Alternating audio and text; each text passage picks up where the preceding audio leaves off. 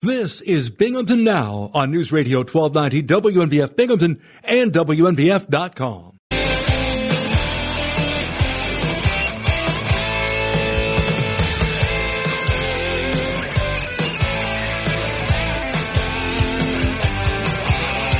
I'm Bob Joseph. Today is Tuesday, November 26, 2024.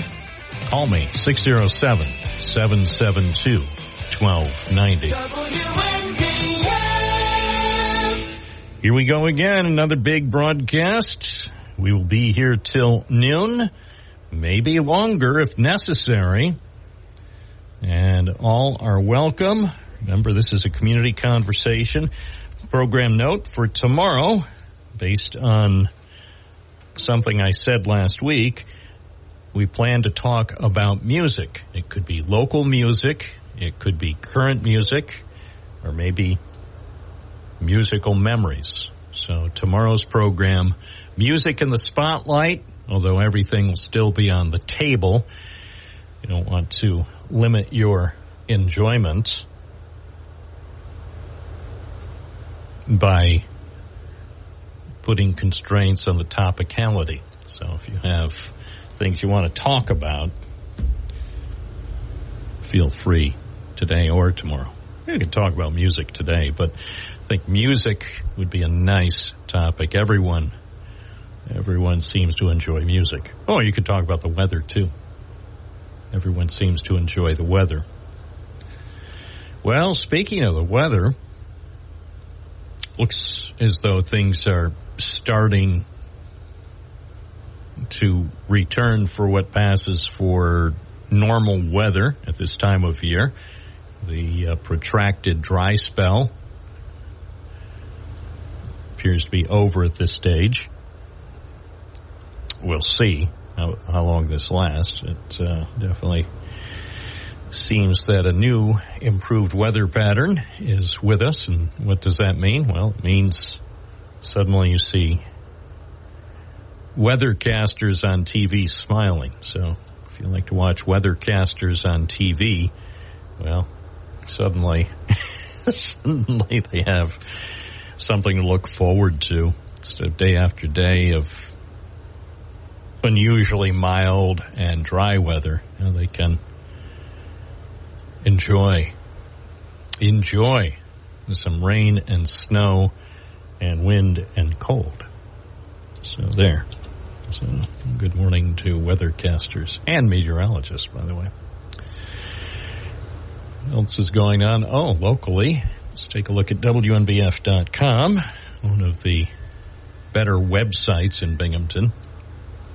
A couple of stories that are being featured right now at WNBF.com.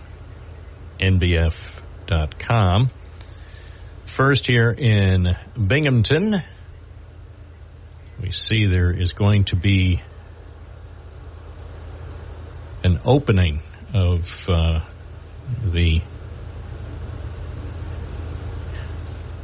marijuana store, the cannabis shop with a drive-up window. Should be ready to open. Maybe they'll open it today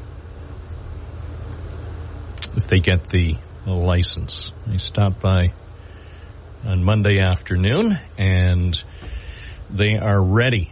They are ready to operate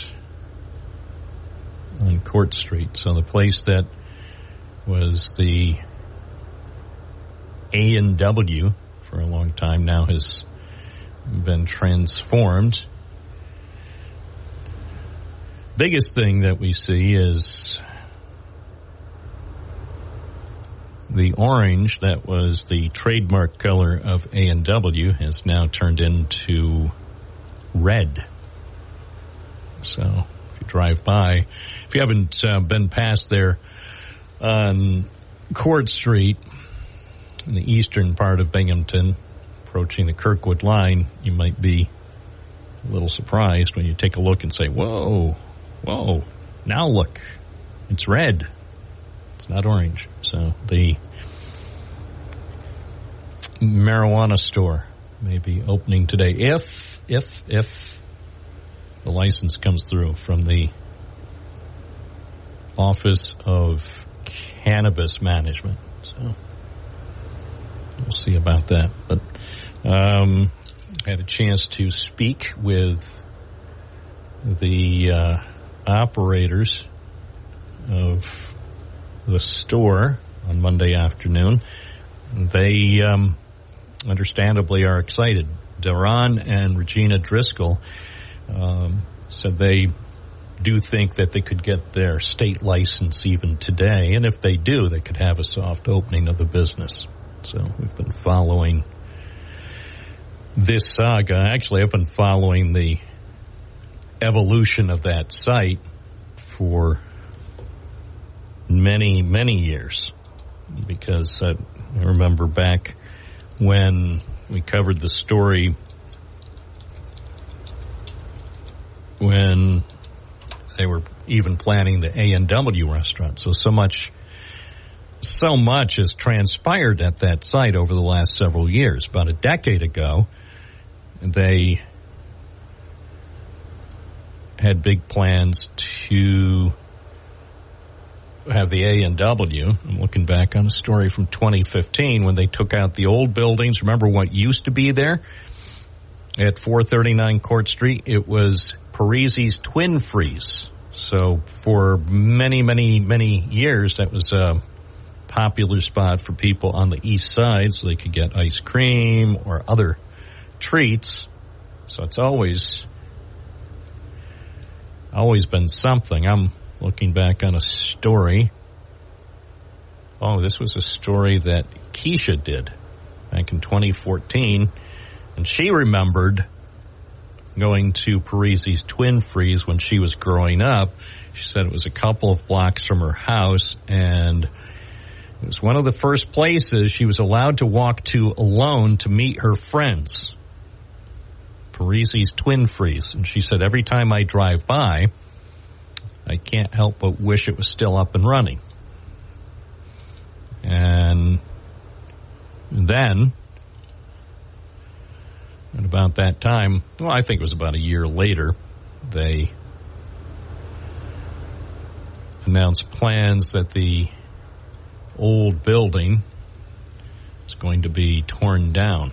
So that was in 2015. The Parisi's Twin Freeze building at the corner of Court and Riverside Street was torn down.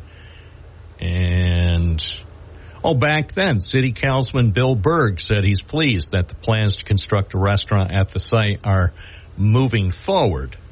The old building, the Parisi's Twin Freeze building, after it was closed, had started to become a problem spot. That's what happens when buildings are left vacant for too long. I'm looking now at the photo.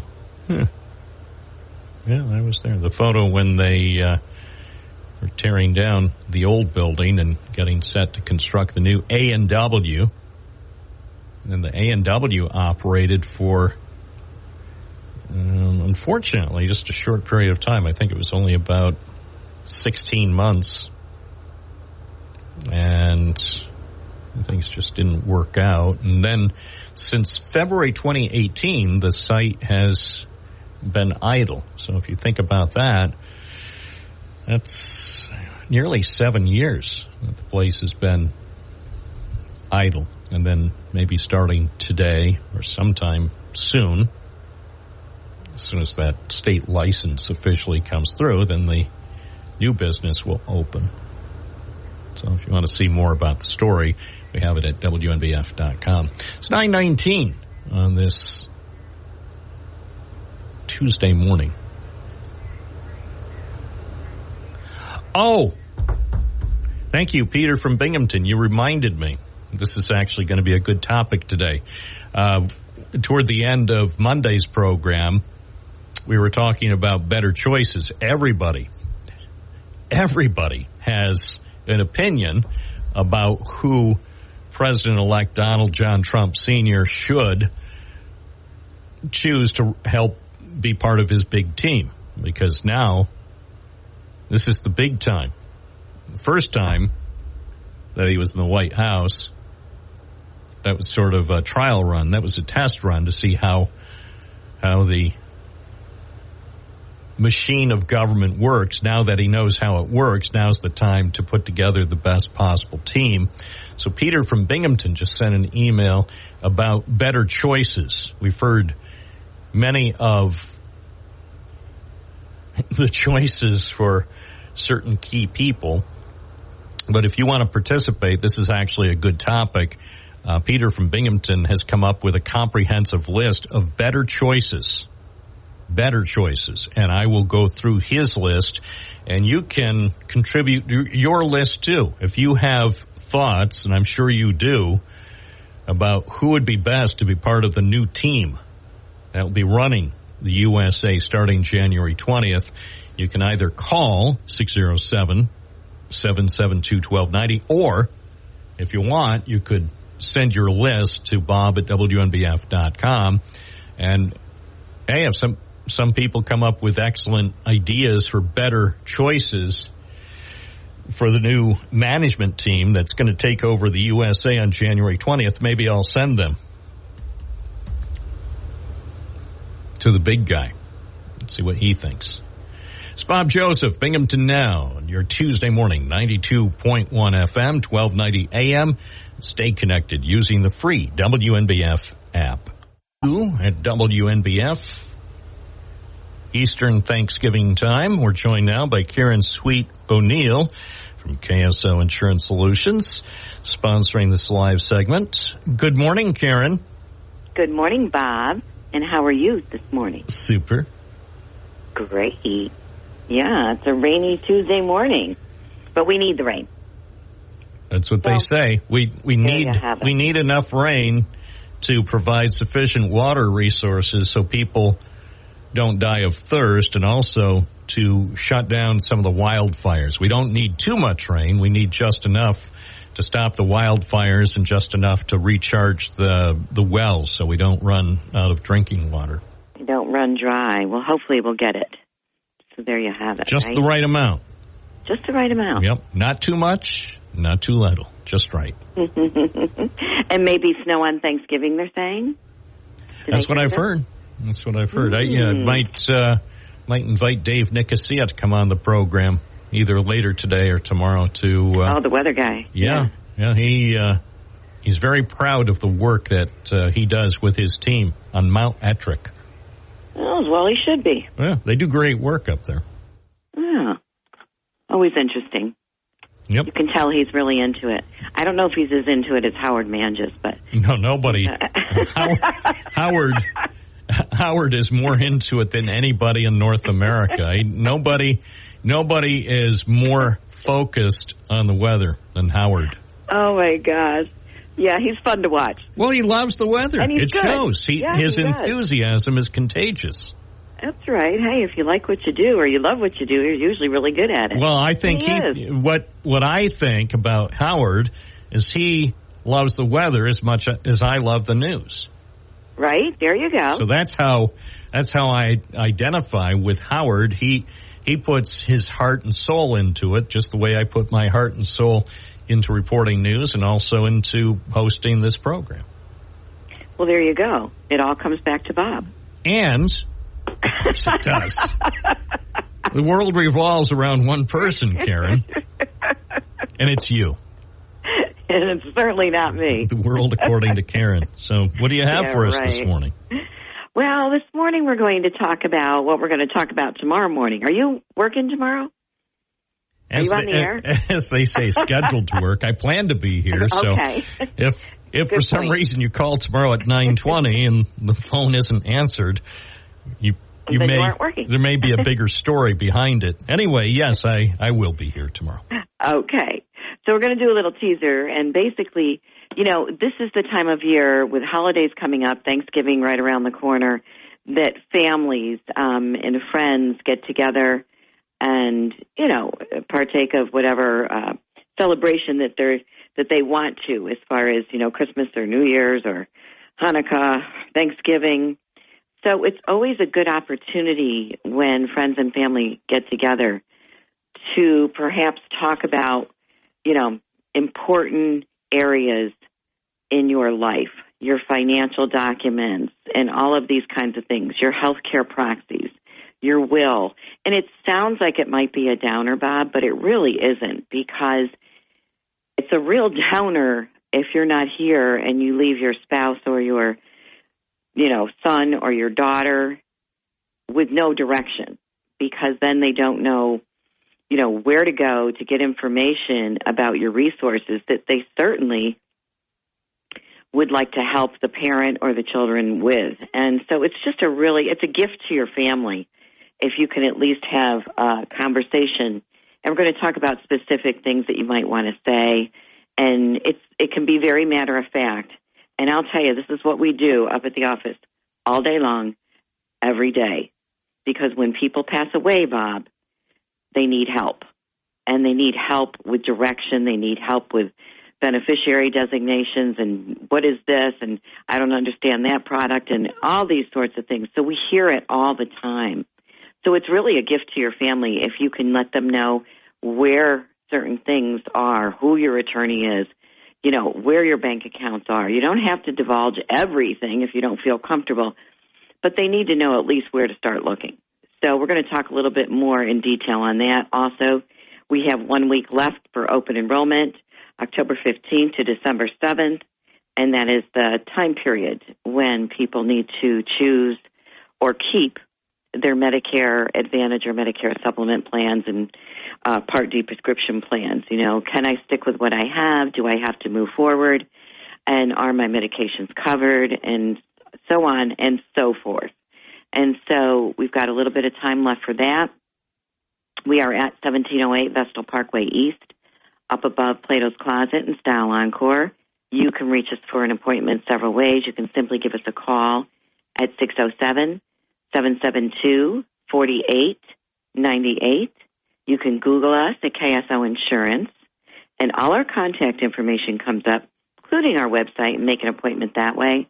Or if you missed the phone number, we do have a big display ad under insurance in the yellow patients pages, and we have limited appointments left, Bob. So, and none obviously for this week. So if you need an appointment, we recommend you call, and we'll try to get you scheduled in. Sounds like a good idea to me. It is a good idea. A great idea. Yeah, we don't want anything to fall through the cracks. Mm-mm. So you're going to have yourself a good old day, right? I am. Good. I already have been out reporting on one story. It's kind of rainy this morning, so I had to remember where I hid the umbrella. So, and you know what? I left it in the car because I stopped. I won't tell you where, but I stopped at some place in Endicott to grab a dozen donuts because the people, my colleagues, both the folks here, Don Morgan, of course, from the Morning News, WNBF Morning News Show, First News Binghamton, he likes donuts. Sure he does. Glenn from the Hawk, he loves donuts.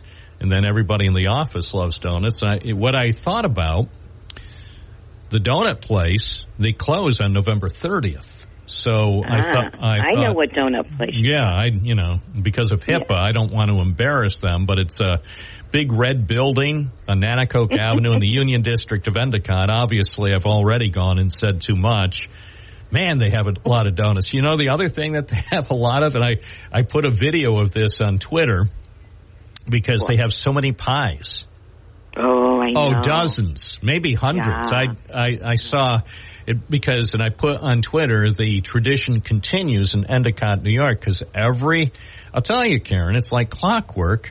Every Thanksgiving week, the place is filled not only with the best in donuts and cider and candy apples and other baked goods, but then you see a plethora of pies.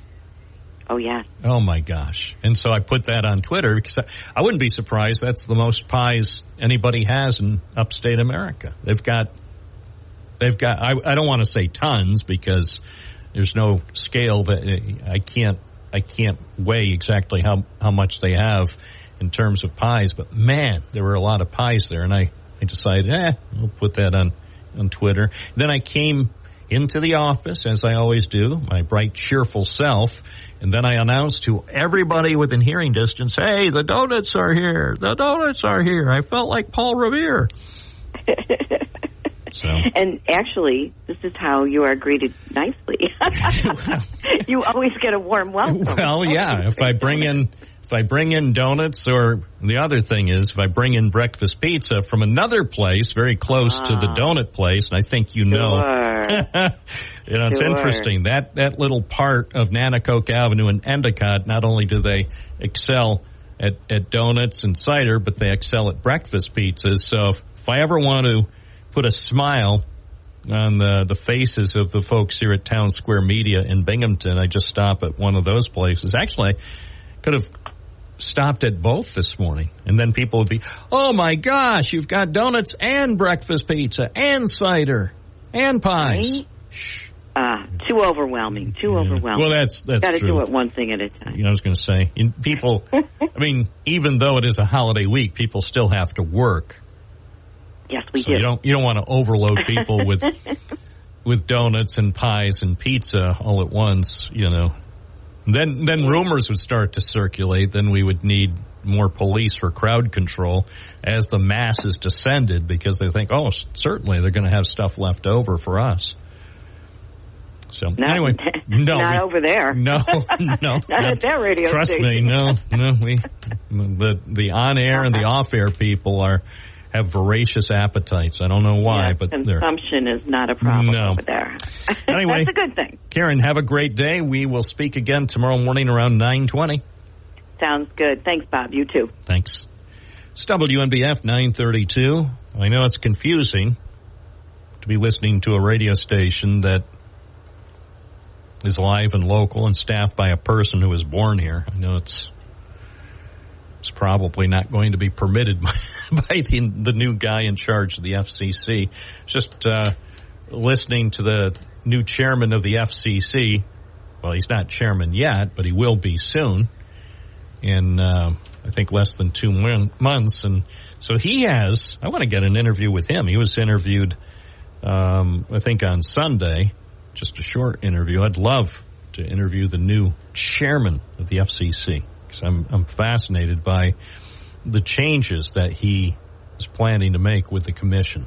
So maybe we can get him on the program soon, find out how the Federal Communications Commission may be changing in the next several weeks.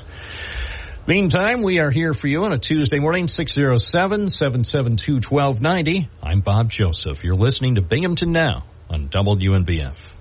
936 WNBF. Well, I ran into the yo-yo man the other night. That's surprising. Just out on the street in Endicott. 24 before the hour, as we are looking forward to turkey and more, and stuffing. Ooh, stuffing. Cranberries. Whatever else might present itself. All right, let's get back to the topic at hand. Better choices. Now, of course, President-elect Donald John Trump Sr. is making choices he thinks are pretty darn good, but there are better choices. And Peter from Binghamton has come up with a list of better choices for the incoming management, because in less than 2 months, your favorite country will be under new management. And I'll run down the complete list from Peter from Binghamton in a moment. I'll just tantalize you with his first choice. For White House Chief of Staff, his pick is John from Binghamton. So John from Binghamton should be the White House Chief of Staff, according to Peter from Binghamton. It's 9:37. Good morning. You're on the air. What's your first name? Where are you calling from? John from Binghamton, and what a coincidence. It is a coincidence. In your call, this is pure coincidence. This means it ought to happen. This is in the cards. Peter from Binghamton, and he came up with a list of choices, some local people and then some people from all walks of life. But you're right at the top of the list. Congratulations, John from Binghamton. I think you would make an excellent White House Chief of Staff. Peter's faith in me will not be in vain, and after that I could go to change the city of Binghamton for the better. Maybe, perhaps. Maybe. So, that'll be the tougher job. White House Chief of Staff for the next 4 years, I think, will be easy. And then starting January 20th, 2029, then you can turn to perhaps bigger challenges. So, Bob, the county executive wants to hornswoggle the golf course, one of the great assets of the village of Endicott.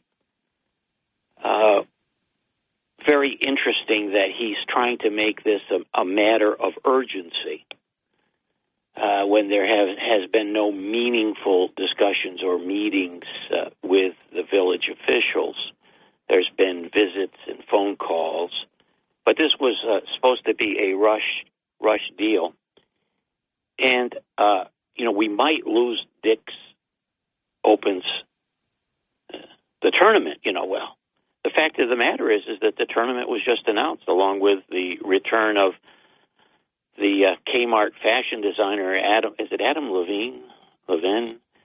Anyway. I'm not really clued in on all the people involved, but it's true. What I think needs to be emphasized is that apparently the 2025 tournament's not in jeopardy. Apparently, although at the news conference a few days ago with the county executive, I did try to, through intense questioning, try to verify that at least for 2025, the tournament will happen.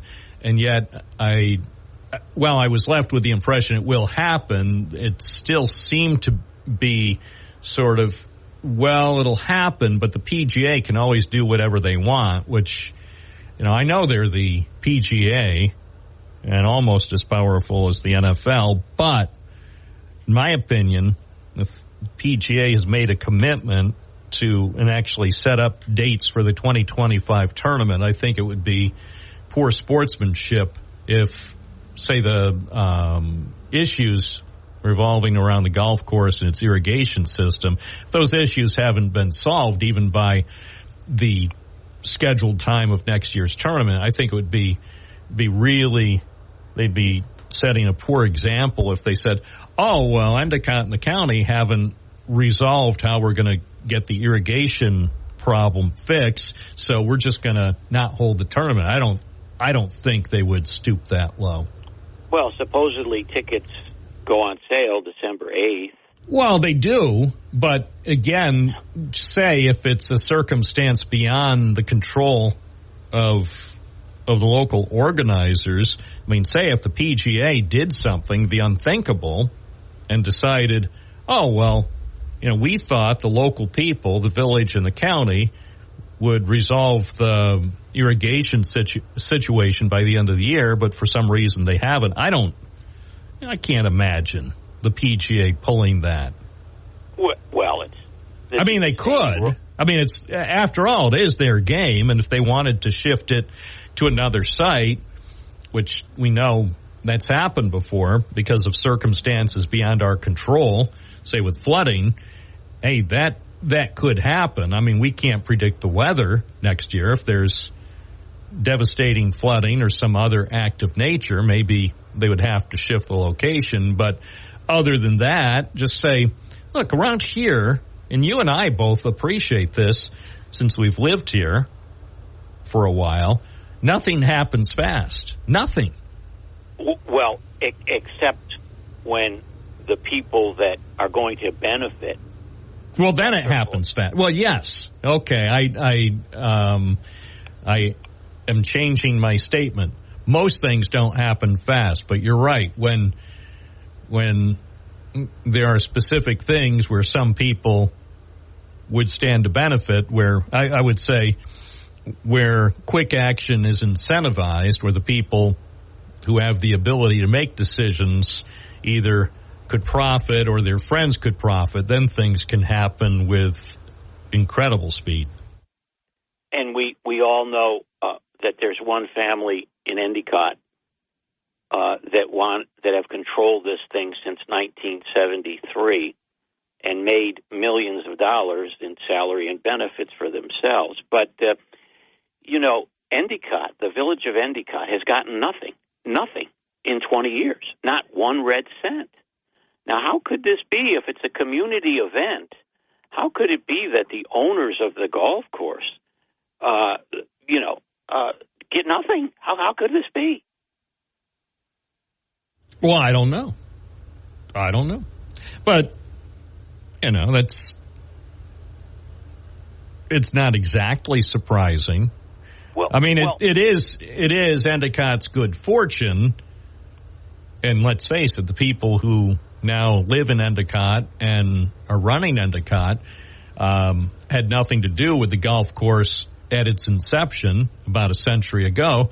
Thank goodness for George F. Johnson and his generosity. Of course, that applies to several other things around here with carousels and other things that were all part of Endicott Johnson, and the fact that although George F. Johnson may not have paid the highest wages, he certainly was concerned about the health and welfare of his workers and their families. So, yes, thanks to George F. Johnson, Endicott wound up with the park.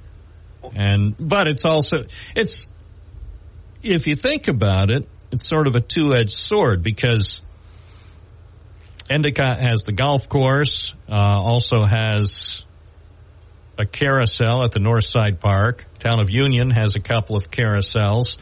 Johnson City has a carousel. The city of Binghamton has 2 carousels. These are all great things and part of the lasting legacy of George F. Johnson. But at the same time, as great as those gifts were back in the day, every one of those things I mentioned includes a substantial amount of money on an annual basis to keep them properly maintained. And remember, in most cases, and it may be true of the golf course too, there were stipulations about certain things. For example, obviously with the carousels, none of the carousels can ever charge any admission, even a penny, because that's what George F. Johnson wanted. Now, as far as if there are still any lingering stipulations about the golf course dating back to the early days, I don't know. That'd be interesting if we took a closer look at the paperwork from several decades ago and found some interesting legalistic language that prevented certain things from happening. Well, let me be blunt here.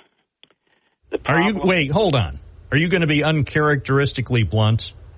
Yes. Well, stand by, because, again, we have a lot of sensitive viewers, and I don't want to hear this afternoon that somebody smashed their Yugo into a pole while they were going the wrong way on the Vestal Parkway because they heard someone on this program who was being uncharacteristically blunt. So I just want to give people heads up. If you can't handle bluntness on the radio, please tune to your quiet island for the next 2 minutes. I guarantee after 2 minutes, the bluntness will subside and we'll go back to business as usual. So stand by, giving people 5 seconds to turn to the quiet islands if they can't handle bluntness about a local issue. Okay, you've been warned. John, you have about 90 seconds to be blunt. Okay, whose name is on the tournament? The Dick's Sporting Goods. Richard Stack. Well, right. It's in memory of the company that Richard Stack founded on Binghamton's east side. Okay. Let's compare him again to Tom Golisano. Tom Golisano's got $8 billion. Ed Stack's got $6. Why does the county have to bond for the drainage system at Enjoy? If it's the Dix, we'll just write the county a check, for heaven's sakes. Thomas Tull had no problem giving. Oh, that's true. Well, I can't say something like that on the air, but I did note last week, because I looked it up online, because I was just curious. This has nothing to do with the price of tea in Halstead, but I did note that the gross profit of Dick's Sporting Goods, with headquarters in the Pittsburgh area, last year was $4.53 billion US dollars. So I just wanted that out there. It has nothing to do with the golf course or anything else. I just thought, in case people were wondering if Dick's Sporting Goods is still a viable business, apparently it's more than viable. Well, from the tax returns of the Enjoy golf tournament producers, I can tell you this, that Dick's gave $300,000 to the tournament, and then the next year, $150,000 went back to the Dick's Sporting Goods Foundation. Look, I'm going to be blunt again. All right, but get it over quick, because some people are tuning back in from the quiet island. So summarize with your unspeakable bluntness. We have very little charitable donations going on in this community. People want maximum publicity to be stroked and be held in high esteem, and really their contributions are negligible. So the Dick's Sporting Goods family, the family that has controlling interest of that business on a voting basis, should be thoroughly ashamed of the pittance they've given this area. When you can go to Utica and you can see the Wynn Hospital, I don't think Steve Wynn was back in Utica for 50 years, but he did write him a check for $50 million. So comparing billionaires to billionaires, these people want to, for some reason, they want to be associated with our area in perpetuity. Why don't they come up with some money, for crying out loud? Oh, my gosh. All right. There, you've gone and done it, John. But the bottom line is, when you're White House Chief of Staff, you're probably not going to be able to call into the program every day. You're probably going to be down to maybe one day a week, depending on how busy things are. Oh, Bob, I'll remember you, and I'll come by with big checks for Trump Street. Thank you. Which, yeah. Well, let's rename all. Here's the question. I think when this first came up in 2017 on the program, we were talking about renaming Main Street in his honor. Would it be best, in your opinion, as the potential incoming White House Chief of Staff, would it be best for Binghamton to rename Main Street or Court Street? Or both? How about the entire street? Obviously we have Court Street that starts from the east over at the Kirkwood line, and then at the bridge it then becomes Main Street. Would it be more advisable for the entire length of the street from Kirkwood to the Johnson City line be named in honor of the future guy? Yes. Because, okay. You heard it here first, folks. Yeah, they've already passed, maybe 15 years ago, I suggested that why were we the only sizable city that didn't have a Martin Luther King Boulevard, and the council firmly rejected that, and they said, well, you can have this little, we've already got this little Martin Luther King Plaza. So, yes, no, I'm just telling you this, and here's how I feel about Binghamton and Broome County. And this, you have to do anything and everything to promote the area. Whether it works or not is one thing. And my idea for Trump Street was a very, very low budget, high visibility idea to promote the area. And keep in mind, Bob, we're number 2 in New York State in poverty. Now, we're either going to go to number 1 or we're going to make some achievement and move down that list of the most impoverished communities in New York State. What I want Binghamton and Broome County to do, and for 8 years we've gone nothing but down, I want to bump that up. I think it would be an accomplishment if Binghamton came out of the top 10 municipalities in poverty and, say, number 12 or number 13. All right. Well, but if we move to number 1, none of these people, Jared Cram, Jason Garner, none of these community boosters can claim we're back and we're successful when we become the number 1 municipality in New York State as far as poverty, and it's coming, Bob. It's coming. All right. Well, I hope not. Thank you, John. And for those who were disappointed or upset by the uncharacteristically blunt comments, of course,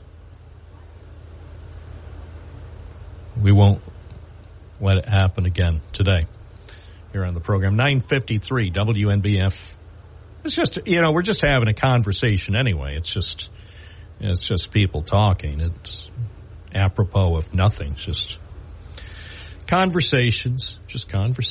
Nothing to be unduly concerned with.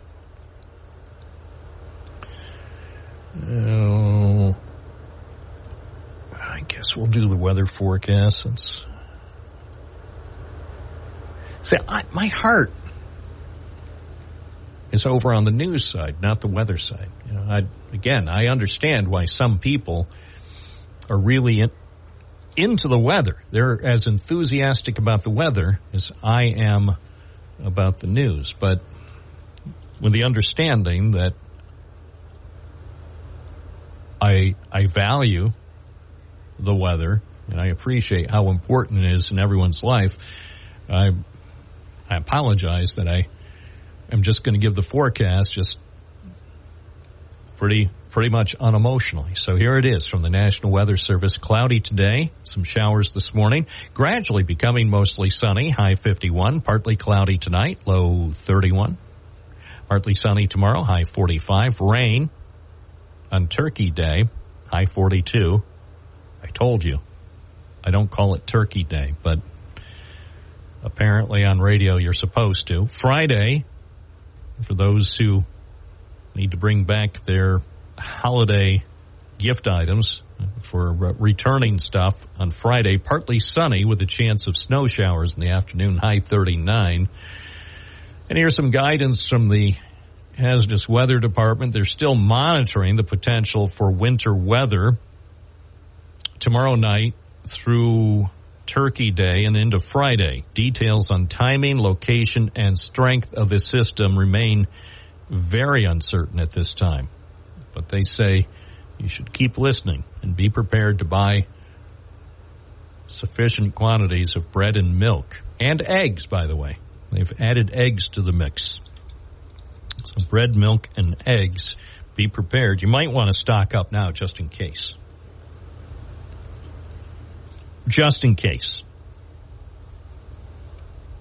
Right now it's 45 in downtown Binghamton. That's 7 Celsius. Still a fairly nice, albeit wet, November day. And air quality 41. Air quality index here at WNBF. Oh, let's get back to that list that Peter prepared for us about the better choices. So we already covered White House Chief of Staff. These are better choices for the new management team that'll take charge January 20th. Secretary of State Larry David. Secretary of Treasury Drew Carey. Secretary of Energy Sarah Palin. Drill, baby, drill. Attorney General Ted Cruz. Health and Human Services Rich David. UN Ambassador Alan Rogers, the quarterback for the Jets. Border Czar. Changed to Border Angel. Defense Secretary Dwayne Johnson. Secretary of Transportation Jeff Gordon of NASCAR fame. Secretary of Education Steve Harvey, because he has always the top 5 answers. Homeland Security former Sheriff Dave Harder. Medicare and Medicaid Dr. Phil, who used to be on TV. And for the EPA, and this is a surprise from Peter in Binghamton, he would choose Matt Ryan to be the EPA administrator. So those are some of the better choices, according to Peter from Binghamton, for the new management team. Interesting choices. So if you have better choices, everybody seems to have an opinion. I mean, everybody thought Matt Gaetz was wonderful. I mean, comedians. I mean, comedians thought Matt Gaetz was a wonderful choice for Attorney General. Nobody really believed for a minute he was a serious choice, but then again, who needs serious, you know? We'll talk more about all this and other topics as we continue on this Tuesday morning. You're listening to Binghamton Now. I'm Bob Joseph on News Radio, WNBF and WNBF.com. Tariffs are coming. Be aware of the tariffs. Means taxes. New taxes will be coming, apparently starting January 20th. The word is that the taxes will be slapped on stuff from Canada. So if you like Canadian bacon, Mexico, if you like Mexican jumping beans, or China, if you like Chinese food, there will be tariffs. Apparently, big mega tariffs coming as soon as January 20th. So if you like any of those things from Canada, Mexico, or China, be prepared to pay a lot more with the impending taxes that are going to apparently be added. Well, that's good. I just thought we had managed to get inflation under control a few months ago, and then now this. So, you know, turns out, in the grand scheme of things, I guess it doesn't matter who's in charge. The people in charge don't have to worry. They get their housing paid for. They get their food paid for. They get their fuel paid for. They have people to fly them around on V-22s and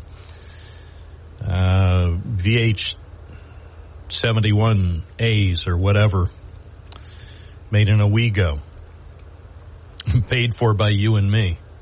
So just because you voted for someone doesn't mean that the person truly is on your side.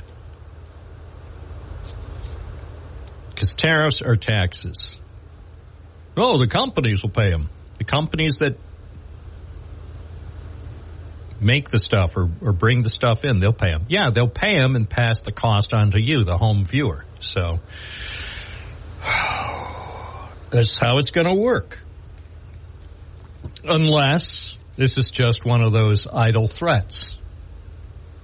If it's like American Idol, an idle threat, and we aren't going to have these 25% taxes or tariffs imposed starting in January, maybe you have nothing to worry about. Maybe instead the cost of everything will come down next year.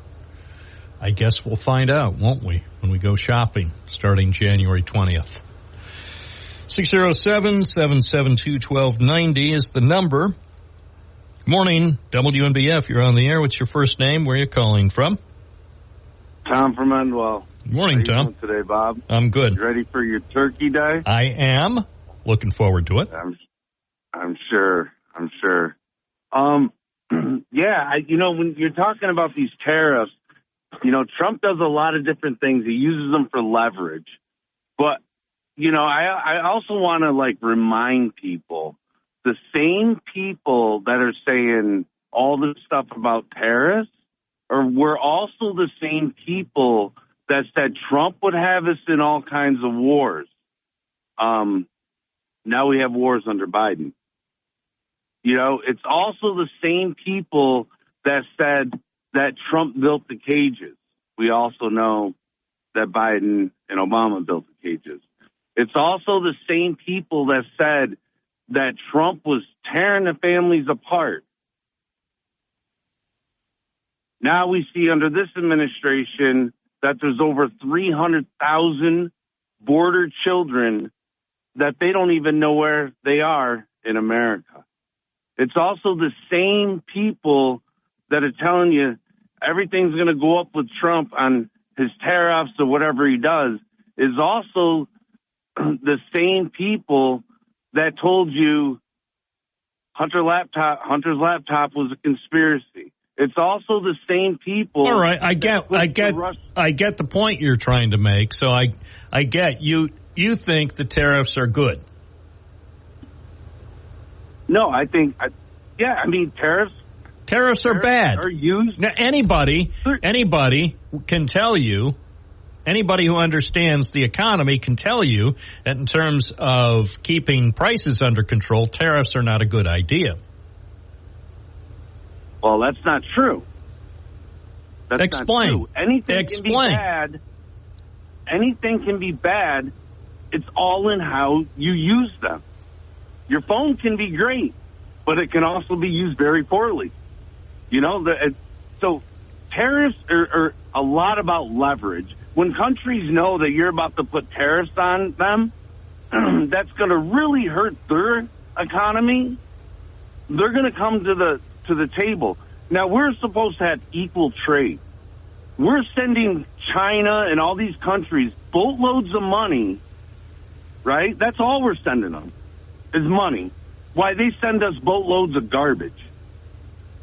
Now, is that acceptable? We're supposed to have even trade. If you look at our car industry, you got countries that aren't even buying our cars, but we're buying their cars. Right. Well, and look, we're already slapping, I think, huge tariffs on Chinese electric cars. Let me say, from what I think I've read, I have to be careful here because I was about to say the U.S. had been slapping a 100% tariff on EVs that are made in China, and maybe that's not true, but I think it might be true because China was capable of churning out electric vehicles for a fraction of what U.S. companies were doing. So, I can kind of understand very, very targeted tariffs, but this idea of tariffs on everything, Tom, this is everything that comes from Canada, Canadian bacon, everything that comes from Mexico,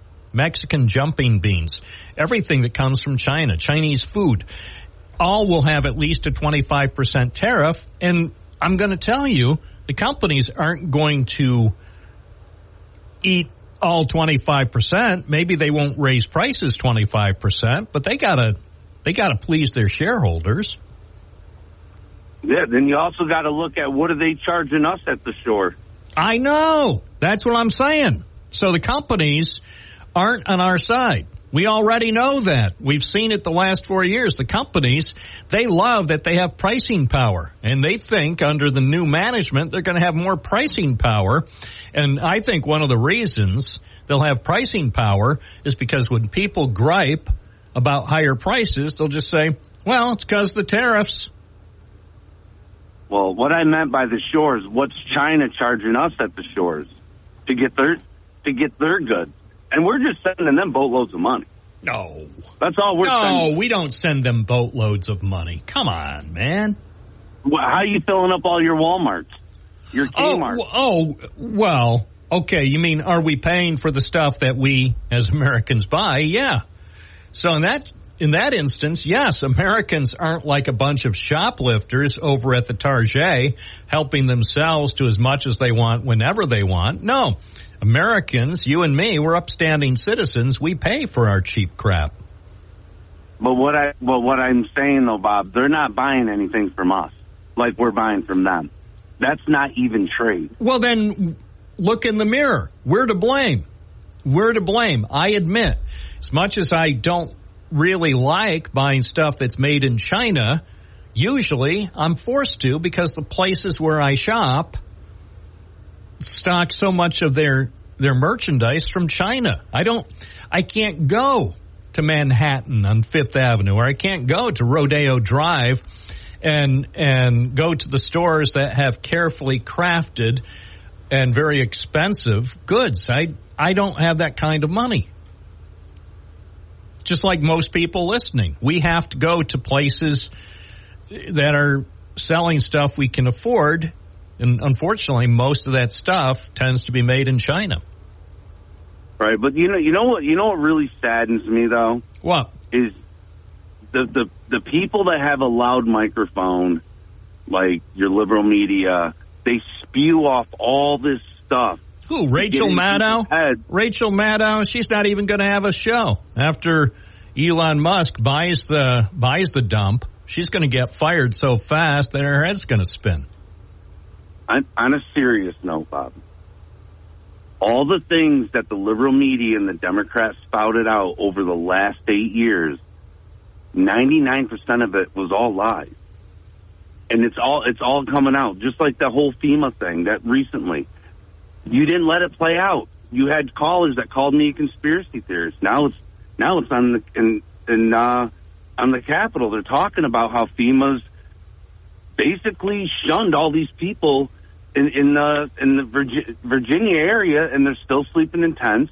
It's the people that live there, the people that are coming from other places that are helping clearing the roads. FEMA's not involved. And that was all a conspiracy theory, you know? And, like, the same people that are spouting all this just ridiculous information right out of the gate instead of letting it play through to see what happens. And that's why the liberal media and the Democrats got egg all over their face every single time. And you got people out there that believe everything that they say.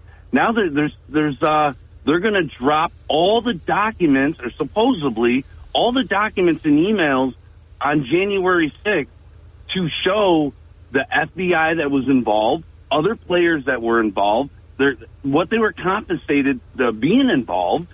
You know, you have the two assassination attempts on Trump that basically got swept underneath the rug.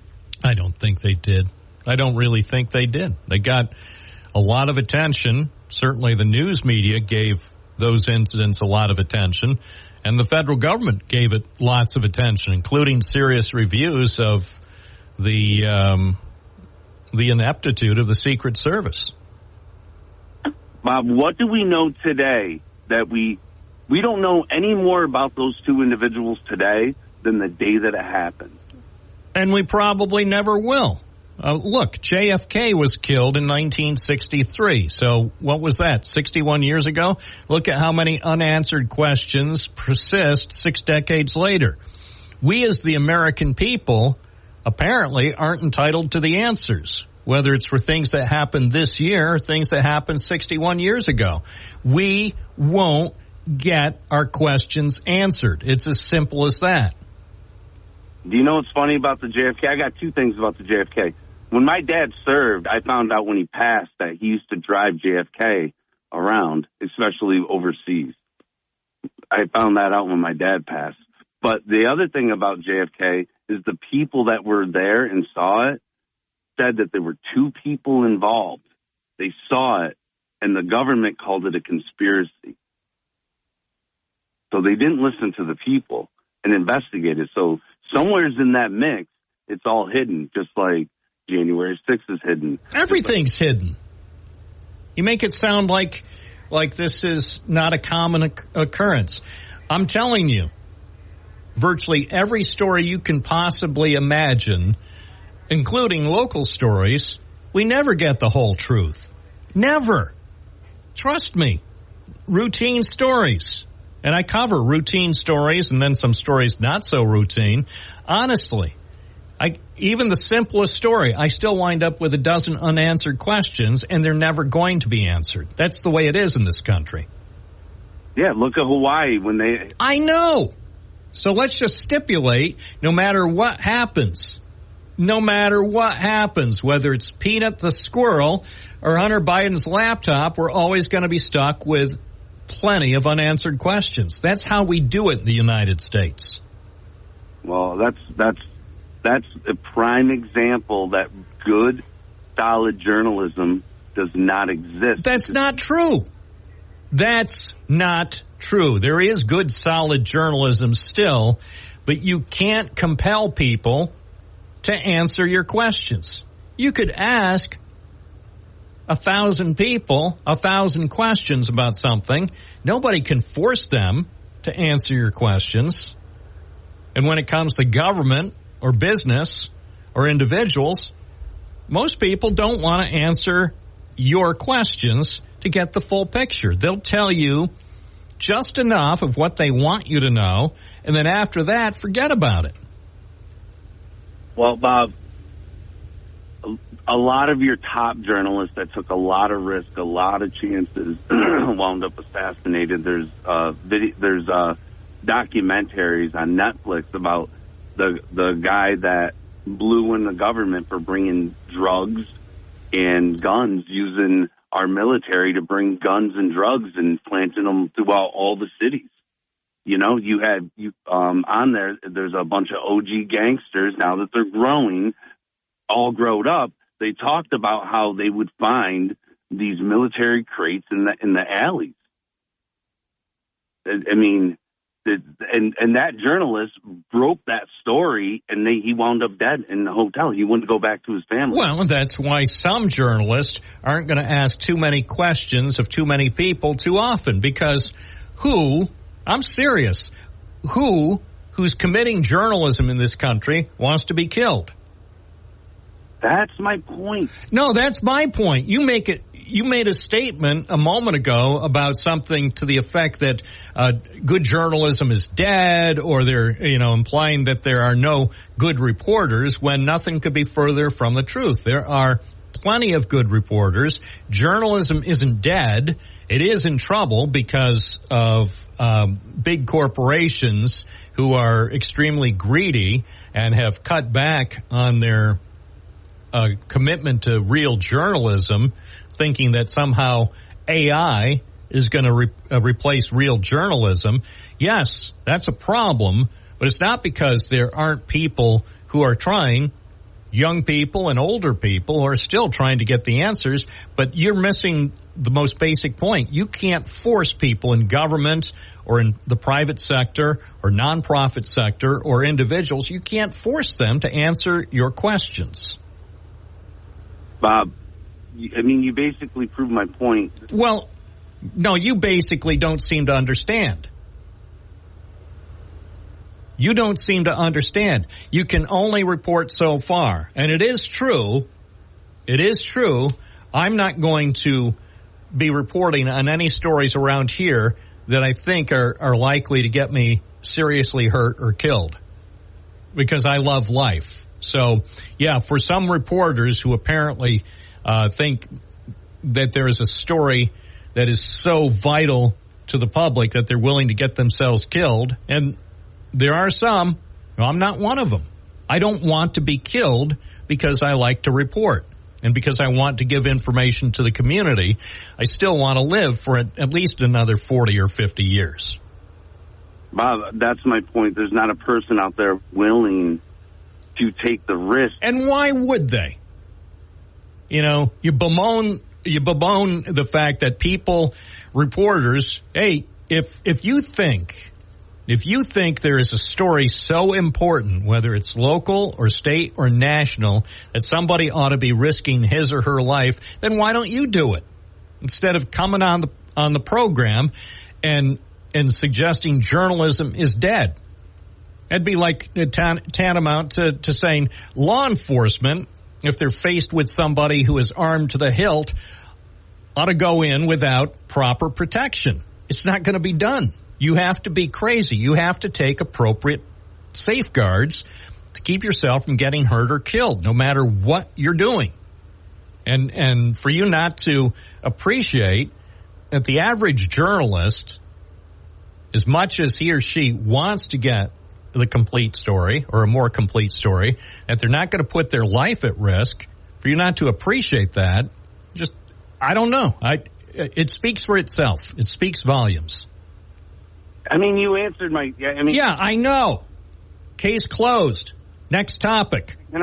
No, if you're going to insist on bashing journalists who are doing the best they can, and if you persist in not understanding or not even pretending to understand what I just said, no, we won't talk about it anymore because it's a giant waste of my time.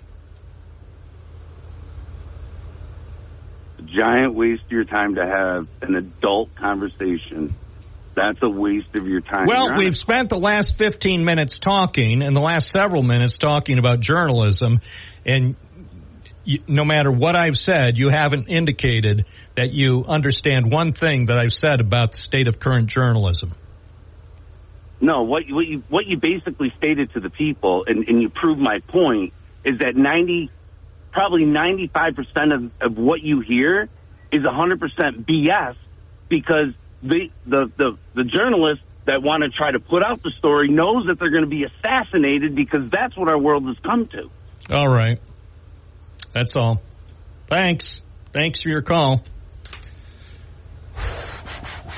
I'll just write that down. He didn't understand. It's 10:30, WNBF Binghamton. Good morning. You're on the air. What's your first name? Where are you calling from? Hey, good morning, Bob. It's DJ from Binghamton. Morning. Hey, good morning. Hey, that was a great thing. Well, it was a nice conversation. I know it got heated, but the caller just now said that his dad drove for JFK. That's exciting, man, when you find things out about that. And the dad probably, kept it under wraps for whatever reason. But my dad he had a little tiff with Tommy Delarocco back in the 50s. And when I find out so much stuff about my dad, he's in Fort Collins, Colorado, in the Army. It's great to know. But I wanted to say, if you don't hear from me again, because I don't know what tomorrow holds, I plan on calling and loving on the community. But happy Thanksgiving, everybody. And remember, it's not Turkey Day. It's the day to give thanks to the Lord. If you don't have faith, it probably is, But, Bob, we're in good times, bro.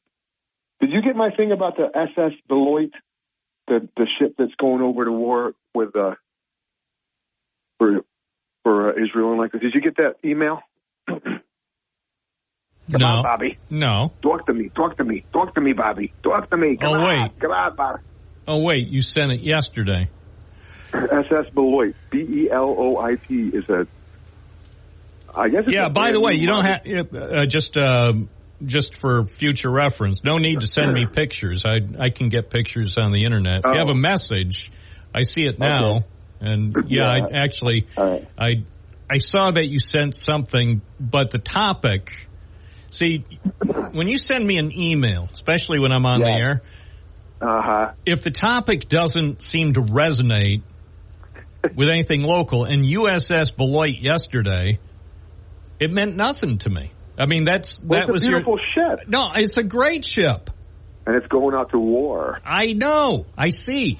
But again, I get a lot of emails while I'm on the air, and that's one of the reasons I overlooked it when you sent it yesterday, is the subject line didn't grab me. So if you send me stuff, it says, on the news yesterday, joining the nations already at war, commissioned in Milwaukee. Did you see it? Google it. Look, please don't send me stuff like that. I'm focused on local. I've got my hands full with what's going on around here. I mean, I don't get me wrong. I appreciate everybody's contribution.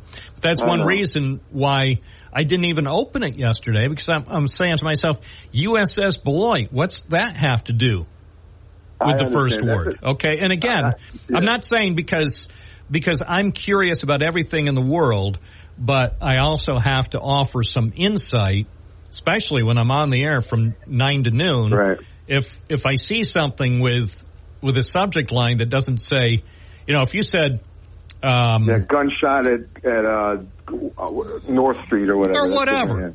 Something that happened in Binghamton or Endwell or Vestal. So if you said USS Beloit in Binghamton yesterday, I would have looked at it because I'd be like, I wonder how that happened. Did he make a wrong turn? Yes, I'll keep it like that. And to be fair, it's a compelling picture, but I also, just because of the volume, it's beautiful. It's great. So because of the volume, keep it local. I will. Yeah, if you can. I definitely will. I mean, I know. And see, the thing is, people like to send lots of emails, but they don't appreciate that a lot of people on any given day or any given hour are sending a whole lot of emails too. So it's like, oh my gosh, I'm sorting through, and some of these, here's one. And somebody, her name, I won't even give her name because she doesn't deserve to have her name on the radio. So she got hold of my email, and she sent me an email about 2 minutes ago, and it says the worst rated food chains in America. And it's like, why do I even care? The worst rated food chains in America, I can find them myself. I don't need her to send me a list of the best rated food chains or the worst pizza or the tastiest burgers. These are things, and I gotta tell you, I know you didn't ask, and you don't want want me. Go ahead, bro. If I see any more of these stories, whether it's in the newspaper or on anybody's website or on radio or TV about the best or the worst, whether it's food chains or the best cities or the worst cities, if I see any more of it, I'm going to say, stop wasting our time. Just come up with a website called ourfavoritelists.com and just populate the whole website with lists. Otherwise, because, I don't care if it's the local paper or the New York Bleeping Times, I don't want to see. I don't want to see a list of anything. And it's all opinion anyway. But that's what it is. That's my point. It's a giant waste of time. And what it is, it comes down to that, well, for one thing, people do click on it. WNBF. Right. I understand. I feel the same way, man. It's all opinion. And I'm not against opinion, but on news websites, guess what? I want news. What? Exactly. I want hot, fresh, juicy news. I don't want lists, the best place to live, the worst place to live, the highest crime rates. Just do some original reporting. If you want to do a story, and there are good stories you could do about food chains, then send somebody out to Court Street and talk with people. Not, we put something on our website to ask people what their favorite taco is. Stop doing that. Get out of the newsroom. Get off your butt and start asking questions. Do an actual story instead of something that looks like it's been put out by a really bad beta version of AI. Hey, let me ask you this, Bob. Do you want people to send you pictures of the Binghamton High School Thanksgiving celebration Thursday? Nope. Nope. You don't want that? No. Oh, those children are giving their lives. I know. I commend them. You asked me a direct question if I want pictures sent. Because I don't need to see it. If I want to see what's going on at the Thanksgiving dinner. Yeah, but others will. I'm not going to be working. Don't bother sending me stuff when you know I'm not going to be working. I was talking about me. I was talking about anybody who goes to that dinner. That's a big dinner. And the I know it is. I've been there many times. And the Christmas dinner. All you did was ask me. City councilmen are coming to the Christmas dinner now, man. There was a city council person came to the Christmas dinner. A lot of people are coming to the Christmas dinner. Well, I'm sure they will, and I'm glad for the people that do the volunteering and the people who contribute to make these things possible. But again, you asked a simple question: do I want people to send me pictures of the Thanksgiving dinner? I'm not going to be working, and hopefully, if I play my cards right, I won't be looking at my email. I need a break. You do need a break.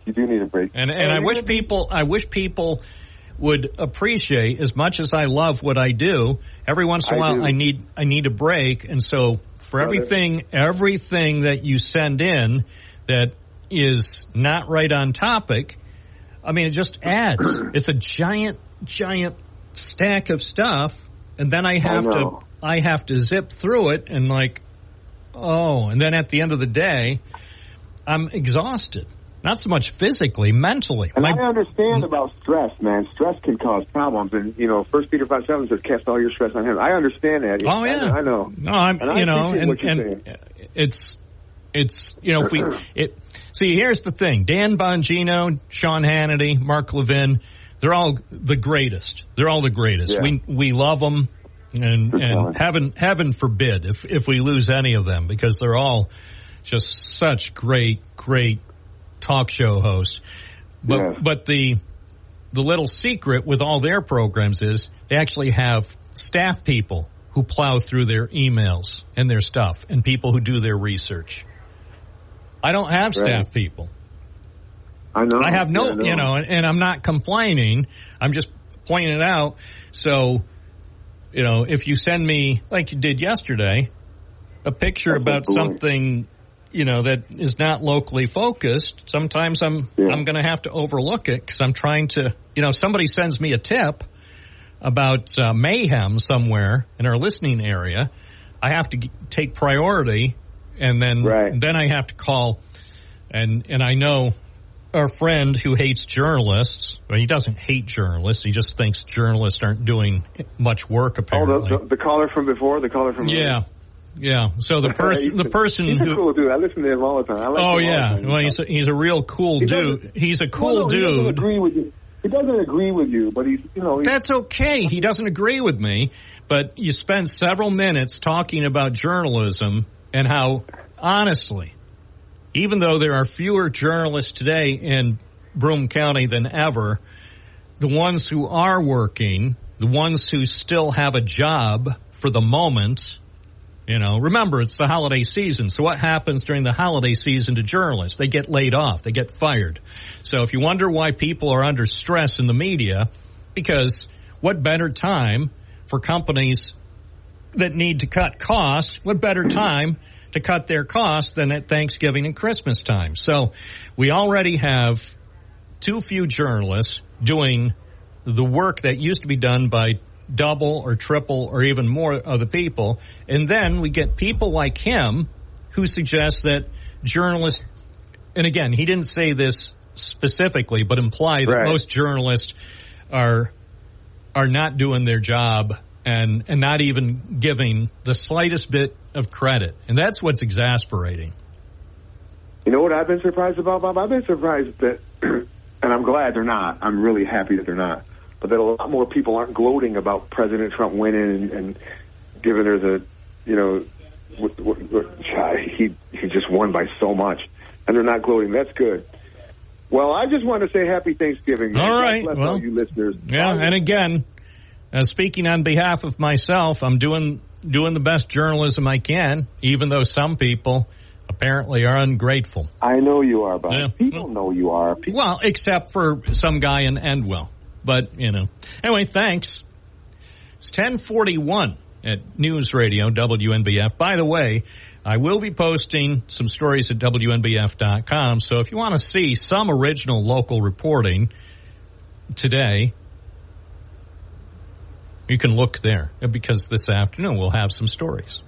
A couple of stories I'm working on now. Who knows? There could be breaking news. And then there would be a story that might give you insight about something going on. Even something maybe in Endwell or Endicott or Vestal. WNBF.com. Tuesday morning, Thanksgiving week. Binghamton Now, WNBF. 1044 WNBF. The fun continues. Live and local, unscripted, with your radio buddy. Hi, you're on the air. What's your first name? Where are you calling from? Hey, it's Ron from Binghamton. Hey, Ron. Hey, it's interesting. You said you're going to be talking about music tomorrow, but your lead-in bumper here with Warren Zevon. Of course, we lost Warren Zevon, I don't know, maybe 5 years ago, whatever. He did his last performance on the Letterman show. Yeah, it's actually been closer to 21 years. Oh, come on. No. I had to look it up.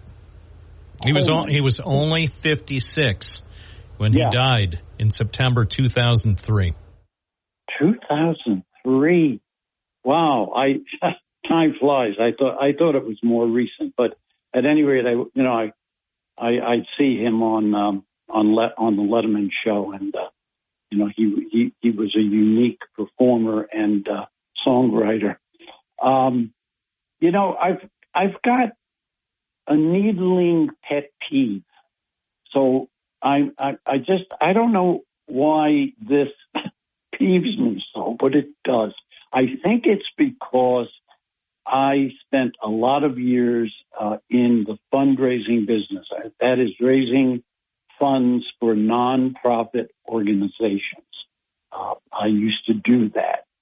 And I see this commercial all the time, and it parades itself as philanthropy, and really it's just advertising.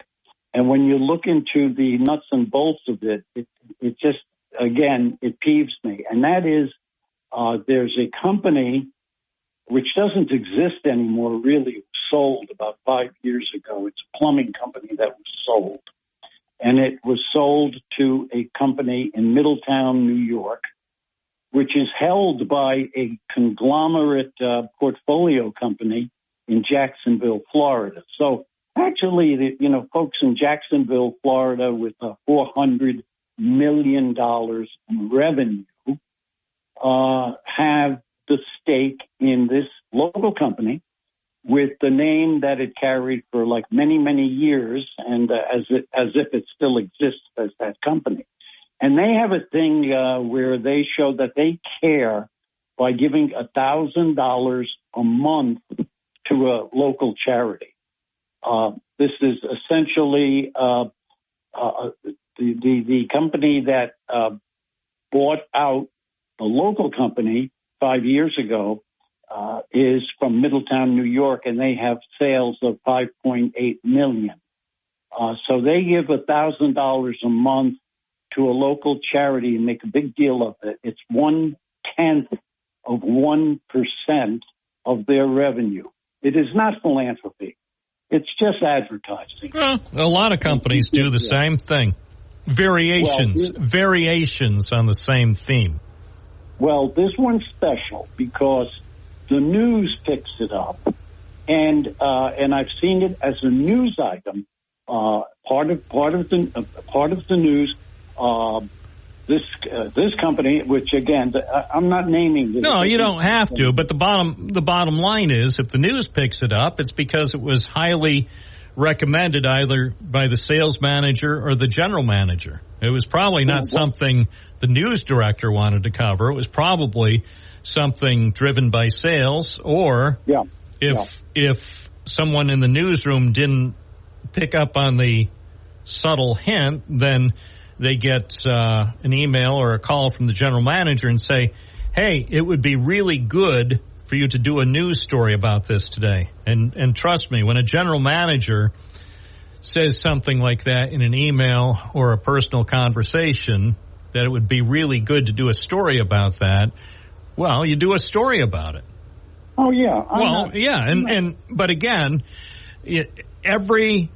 I can't tell you how many companies, whether it's local or national or even international, do variations on the same thing.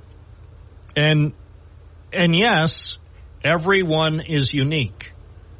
And it's amazing over the course of a week, maybe especially at this time of year, but it's year round, how many emails I receive from businesses that somehow want a news story for something that ostensibly shows that they're interested in helping people, when I'm not saying people aren't helped. Sometimes people are helped. But more often than not, if you pay close attention, whether they're giving $1,000 a month or in some cases more than that, they're still getting far more in free advertising based on news stories. And that happens, and it's been happening. It's not new. Maybe some companies have actually taken it to the next level, but it's up in the end. It's like everything else. Be skeptical. Yeah, Bob. My point is this. I'm just saying this is not philanthropy. Just like you said, it's advertising. It is not a big deal when a company from Middletown, New York, gives $1,000 a month. They're a $5.8 million company. They give $1,000 a month, and they say they care. Every company says that. They care. I'm Bob Joseph. I care. And I do care, but a lot of times it's just indicative of, it's a branding thing. And it's branding whether it's companies or news organizations, we care about you, or, somebody on your side. That's why a lot of times I've said, Bob Joseph on your side. It's a wink and a nod to what news organizations have attempted to do over at least the last 5 or 6 decades. And again, I'm not saying they're not trying to help the community, But whether it's a news organization or any organization, business, or even charities, we're here to help you. And you got a voiceover person, a man or a woman, or even better, for some of these charities, a child. I'm not going to name any specific charity. And I know their business model, and I'm sure that many people in the public know their business model, but apparently not everybody understands how this works. But you need to be skeptical. And I'm telling you, look closely, and Ron, you know from your years of work in, as you called it, the business. It's a fundraising business. It's the business. It's a business. And it's not, by the way, it's not, as you could testify, it's not for the faint of heart. Now, what gets me about it, yes, I can see how you can have a company and say, we care about our community. Okay, first of all, it's the company is not even does not even name itself. It's still used as a company that was sold 5 years ago. They're using their name. Of course, they bought the goodwill of that company, right? And they're giving a measly $1,000. Now, if I write out a check, and I get a big one, one of those gigantic checks, which they're shown given to the Salvation Army or whatever, and I give $2,000. Can I be on TV and say Ron cares and they'll do? Yeah, if you're going to do a 52-week advertising schedule, of course you could be on the news. Yeah. So I feel your pain. But nothing's ever going to change. It's been that way since the beginning of time, and it will always be that way. Yeah, well, when you see that commercial, don't single out just that commercial, folks. When you see anybody talking about giving money to anything, think long and hard about what goes on there. Not just one particular business. I know this one specifically really annoys the heck out of you, and I get that, but I see variations constantly, and people just need to be aware of how things work. Yeah. Well, it is true. Anyway, I do appreciate your call. Okay, sure. Thanks. Yeah, be aware. It's 1054 WNBF. Be aware of how things work. This is the USA. This is not some other place. And nothing, by the way, really has changed. I've been around here. Born in Binghamton, born 3 miles from here. As far as I can tell, for the most part, since I was born, the basic things haven't changed around here. As someone once said, the song remains the same. This is Bob Joseph. However, every day on this program, we do it live, so every program is technically different than every other one. Binghamton Now. More calls coming up. 10:56. Warren Zevon, what a great guy. And it is really astonishing to me that the last time he was on TV, he was featured alone on The Late Show with David Letterman, October 30th, 2002. I remember the show. Just can't believe that it's been 22 years. He performed several songs and spoke about his illness. He said, I might have made a tactical error in not going to a physician for 20 years. It's during this broadcast that when he was asked by Dave Letterman if he knew something more about life and death now, he first offered his oft-quoted insight that people need to enjoy every sandwich. It's true. Enjoy every sandwich. Last night, unfortunately, I, after work, went to a funeral home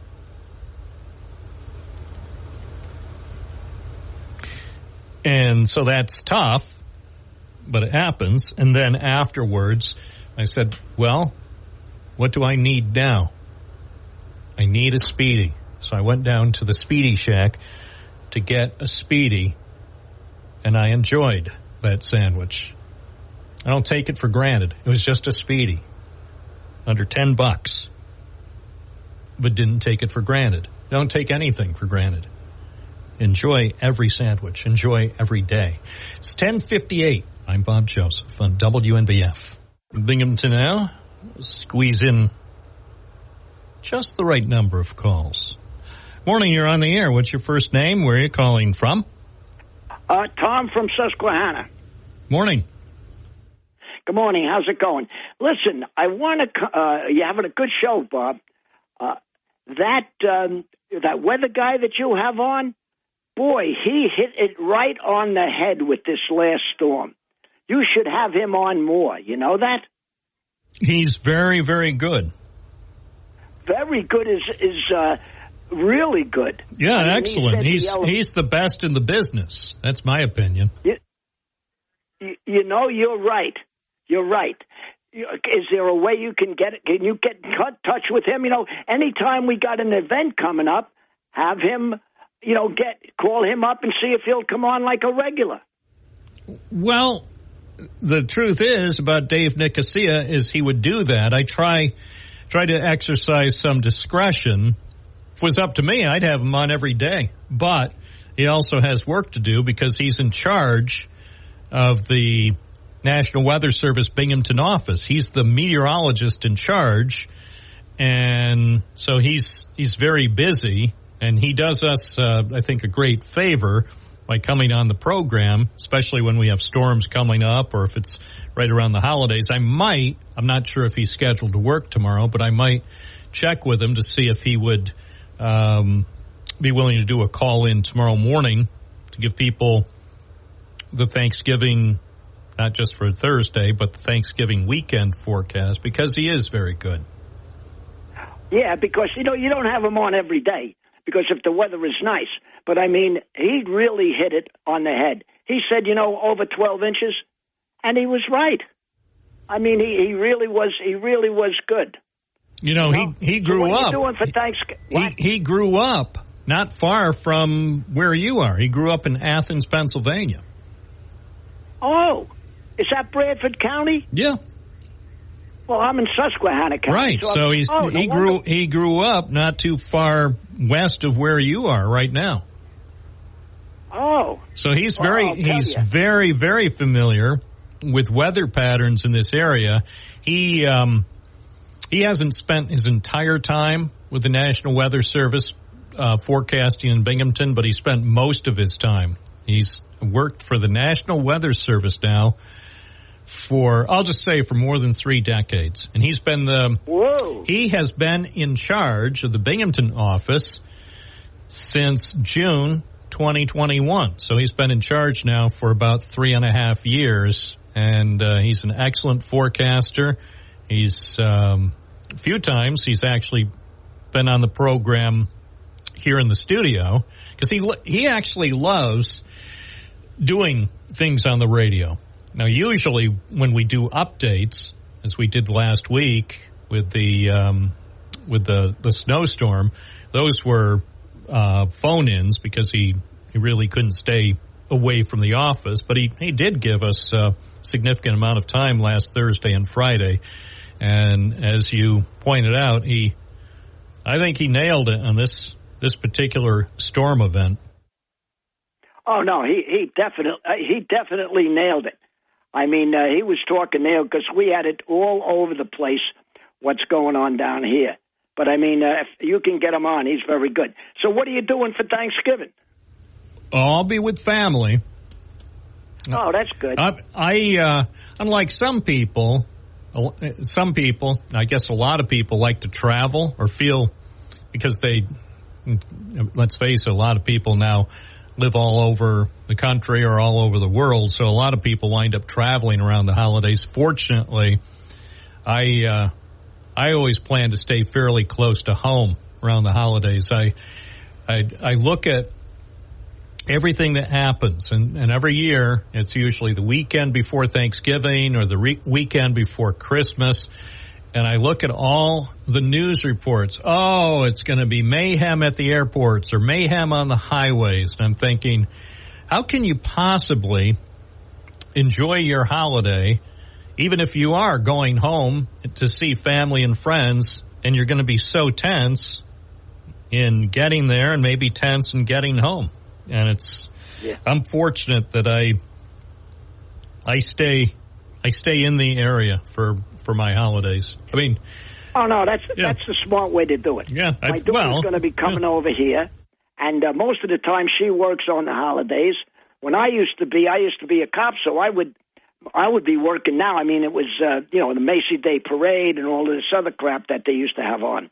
But I'm with you. I mean, you don't even have to celebrate it on the day. You can go further. It's and some people do that, and sometimes it's because of travel considerations, or sometimes because of work schedules. So I think no matter how you celebrate, whether it's actually on Thanksgiving or actually on Christmas or whatever your particular holiday is, just finding a specific day so you could have as many members of your family together to spend some time together. We just don't have that opportunity very much anymore. Yeah. Well, I don't, like I said, I stay home. It's no big deal. The only thing that gets me is they're celebrating Christmas before Thanksgiving. I can't believe that. Who is? Everybody. You look at the stuff, you see lights and all this stuff that's going not. on. Everybody isn't celebrating it. It's because the holidays have become so commercialized. And, hey, I know it's about the money. And I work in a business where it's about the money. We depend Dan on... Bongino looks like he's going to make it, buddy. I hope so. Wait, he said on his program yesterday it wasn't going to happen. He said that? On his program. That he... I was listening... And I think I only listened because he had a segment where it's basically because some people don't like it when the host talks about his own life, just like here. Sometimes people don't like to hear about me and my life. Well, some, I mean, most people actually do like to hear a little bit about their favorite radio host. But he talked about it for a couple minutes, and the strong impression I came away with was, A, there have been no discussions about it, and B, he's amused. He was amused by the segment that was on CNN last Friday with Geraldo, and I don't think he said it was exactly fake news, but that's the impression he left me with, that he in no way would consider being director of Secret Service. And here what I believe too, and I'm not saying everybody is about the money, but most people are about the money. If Dan Bongino were to become director of the Secret Service, that means probably he would have to stop his radio show unless they made some sort of... So that means he would take a pay cut because he must be making... And I don't know any details about his current radio contract, but he's on hundreds of radio stations, so he must be making a substantial amount of money with his syndicated radio program and his podcast. So if he were to become director of Secret Service, that would be a loss. Now, Bongino might say, well, if President-elect Donald John Trump Sr. asked me personally to please serve him and the nation as director of Secret Service, then I would seriously consider it. And he might do it. I don't know. I don't know Bongino. Obviously, all I know about Bongino is what I hear on the radio. So I kind of think if he was personally asked by the president-elect to do it, that he would consider it. But it still would be at a loss of income. I put it on Google, and I come up. He was testifying before the Senate committee, and if you can pick that up, again, it's the Google. I thought for sure that was the hearing he had. You know, that Google, you got to be very careful with that. But he testified before him, and it was unbelievable. I hope. So he's not asked. Is that the whole thing? He's not. Well, is that what you're telling me? That's what I got. So I don't know. We'll see. I mean, first of all, I think I mentioned yesterday that who's to say that the story either hasn't been planted by Dan Bongino, because look, everybody likes attention, especially people in the media and people in politics. The one thing everyone loves is attention. You don't even care so much if everybody likes you, but you do love that everybody's talking about you. That's a pretty good generalization. It depends on what they're saying, Bobby. You know? I mean, you got good attention, you got bad attention. Yes. Nobody wants bad attention. Well, Matt Gaetz is a good case in point.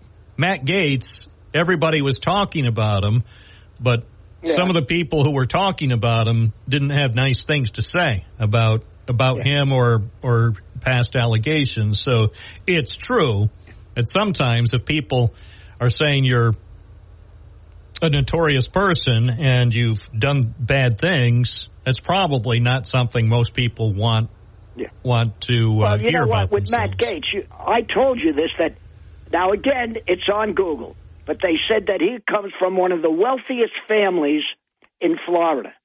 So don't worry about Matt Gaetz. Oh, I'm not worried, but here's the thing that I do find curious.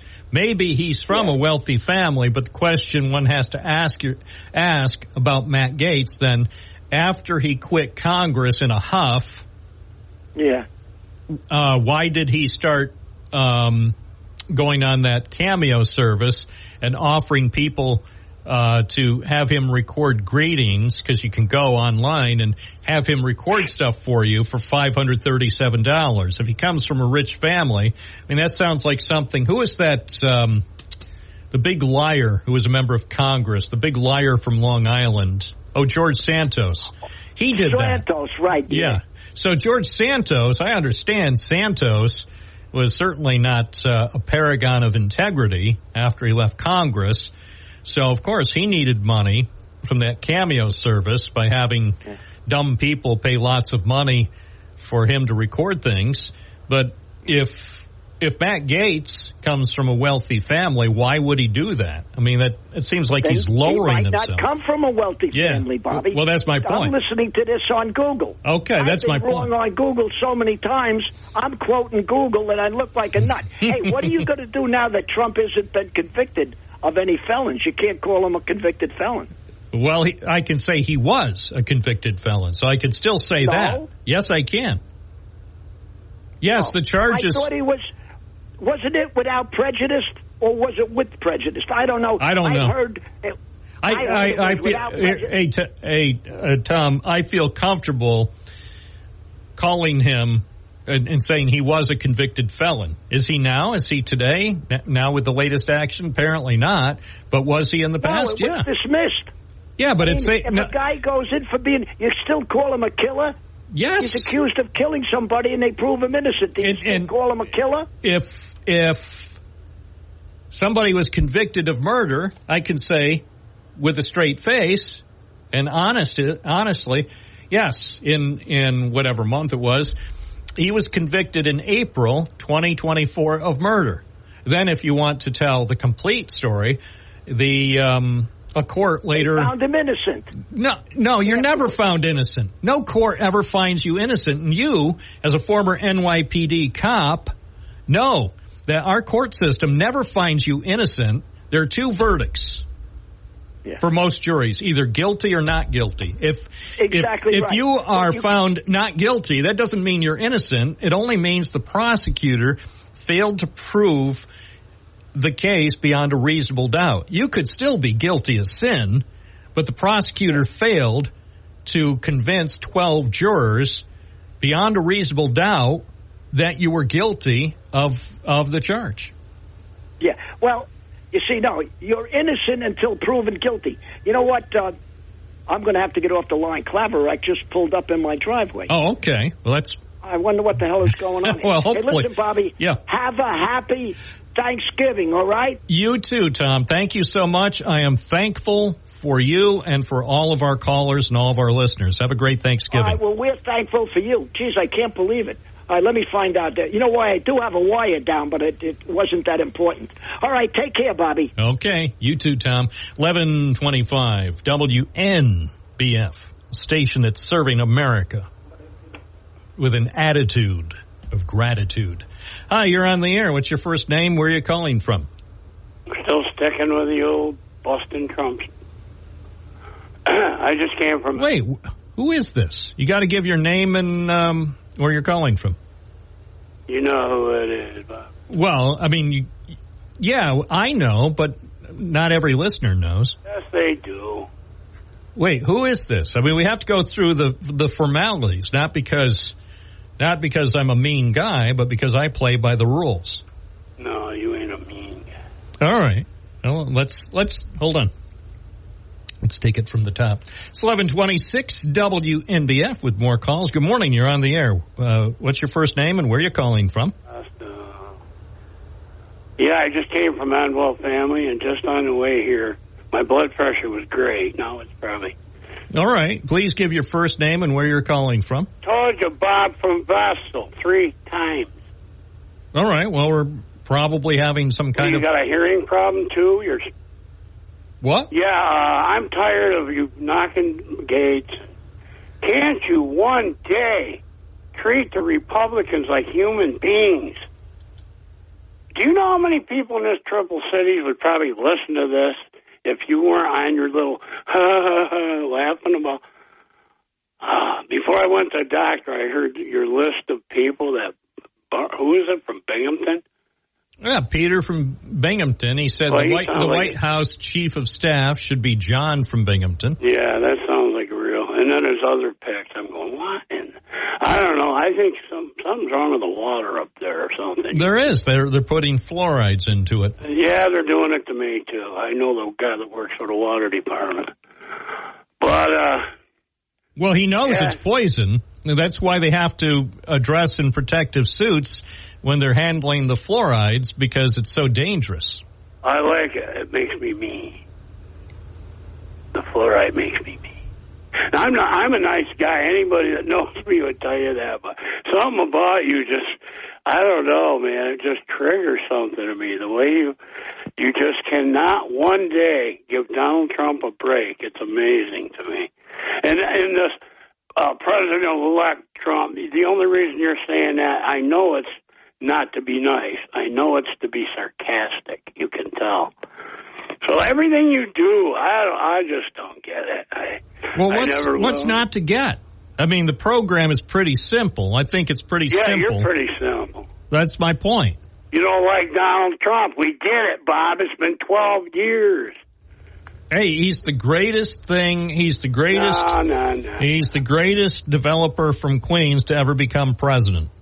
And you keep calling him a felon, and I'm just sick of it. Well, he was. It's not my fault. He was. Look how many of them people in Congress those people. There's nobody in Congress who's been convicted of 34 felonies. Don't get me screaming.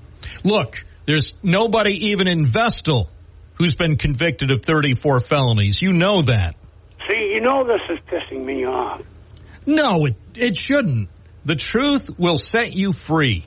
The truth, and you, of all people, Bob from Vestal, you of all people can handle the truth. You wouldn't know the friggin' truth of it. Oh my God. Just on my way here from Anwell Family Physician. Over on Hooper Road? Yeah, just listening to you. Yeah. Oh my God. I go, okay, maybe he'll change. Maybe one of these days he won't be this liberal like New York Times reading. But no, it's never going to happen. Wait, I have the New York Times right here. Listen. I know, you love it. Anything they say is Bible. Listen how crinkly fresh this is. No, I'm off the air. That's all I had to do.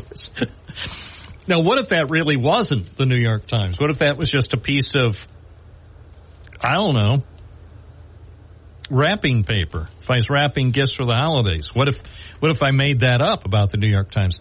In this particular case, I'm not making it up. Listen, would I be able to do this if it wasn't really the New York Times? See? Rest my case, if it please the court. 11:30, WNBF, Binghamton, where the fun is nonstop. Good morning. You're on the air. What's your first name? Where are you calling from? Good morning, Bob. It's Dave from Vestal. Welcome back, my friend.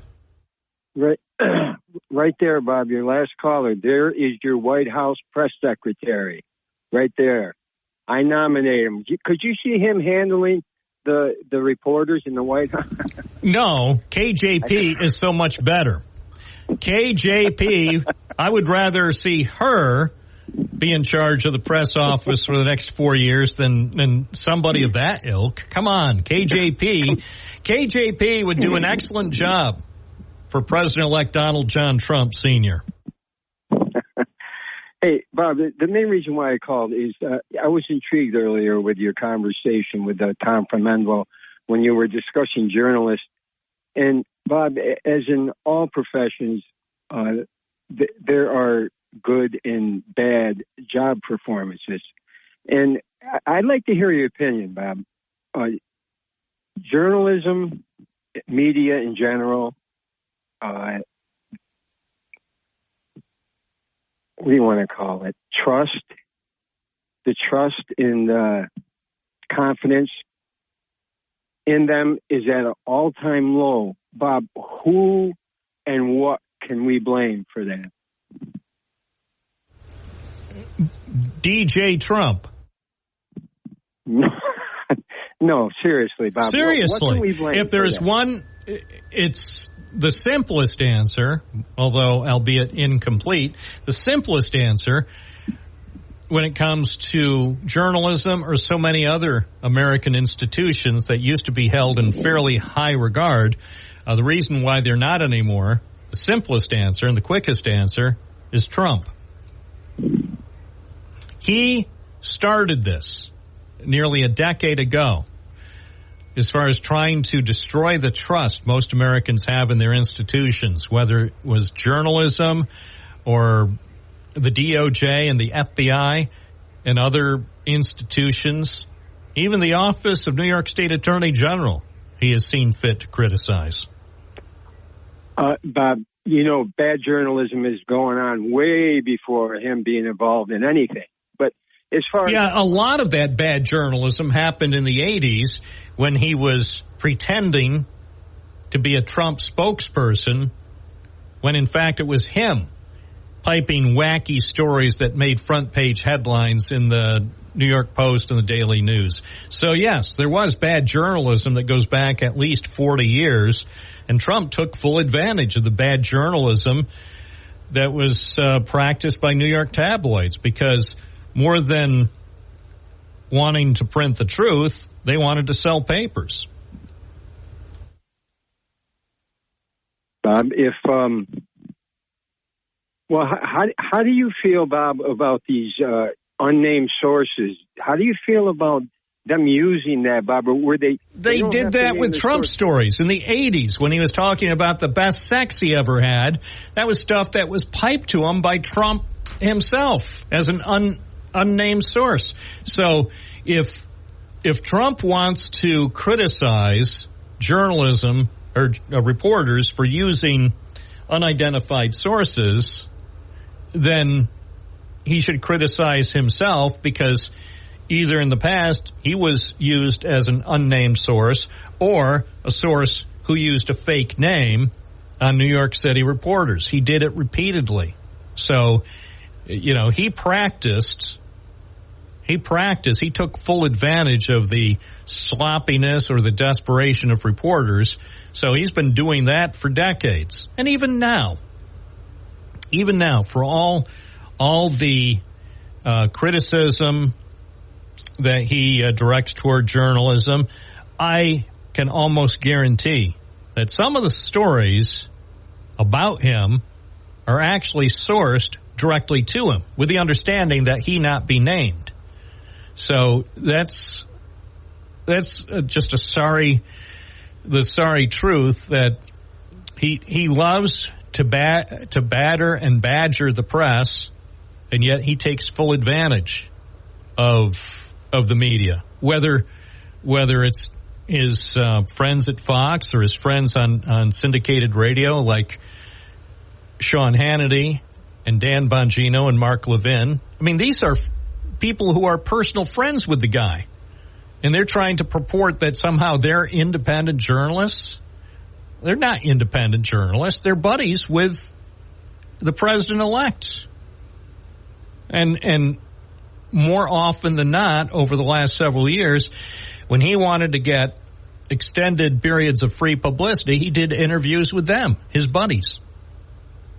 Bob, when you don't have to divulge your sources, doesn't that give you like a license to make things up? Like, how about Maggie Haberman? You know, she's done that. I was going to mention her name. I was thinking of Maggie Haberman. But the thing about Maggie Haberman, maybe at times, she may have invented things or exaggerated or embellished, and yet a lot of times the information that she has published about Trump is information that came directly from Trump, even if she did not name him. You know, for all the times that Trump has criticized Maggie Haberman, he still loves her. Not in that way. No, as a journalist. Well, how do you feel about that, though, Bob, as far as not having to divulge your sources? Doesn't that hurt or help journalists? It can go both ways. Better, obviously better in any story, to be able to identify every source, but sometimes you can't. Sometimes you simply can't. And in American media, well, not just American media, when it comes to news, you have to sometimes resort to that. Because sometimes people tell you something that seems quite important, and yet they're fairly adamant that they cannot and will not be named. So there's always a trade-off. Good answer, Bob. Good answer. Hey, I want you to have, and everyone out there, Bob, I know tomorrow I'm going to try to call in because, boy. Music, baby. When I heard music. Who knows? We might even have a surprise. I can't tell you yet. I was just informed maybe there will be a surprise, but, you know, who knows? You know the way this show works. Sometimes it works well, and there are no surprises, and sometimes it doesn't work well, and there are surprises. There might be actually a very interesting surprise tomorrow. That's why I'm going to come in, because I always look forward to possible surprises. Let me guess, you're going to play your ukulele. Who told you? Hey now. You blew the surprise. Okay. Have a great day, and I hope you call in tomorrow and we can talk music. I will. Okay. Take care, man. 1138 WNBF. We're just having fun. That's all it's about. It's people having fun. And I know people say, but why are you even allowed to do this show? Who gave you permission to do a show like this? Hey, the people that own the station. So far, they've given me permission to do a show just like this. Can they retract that permission at any time? Yeah, they could. They could retract it right now. They could send in the person in charge and say, hey, the show's over, bud. Leave. And then I'll leave with my head held high. Because what I know, I am giving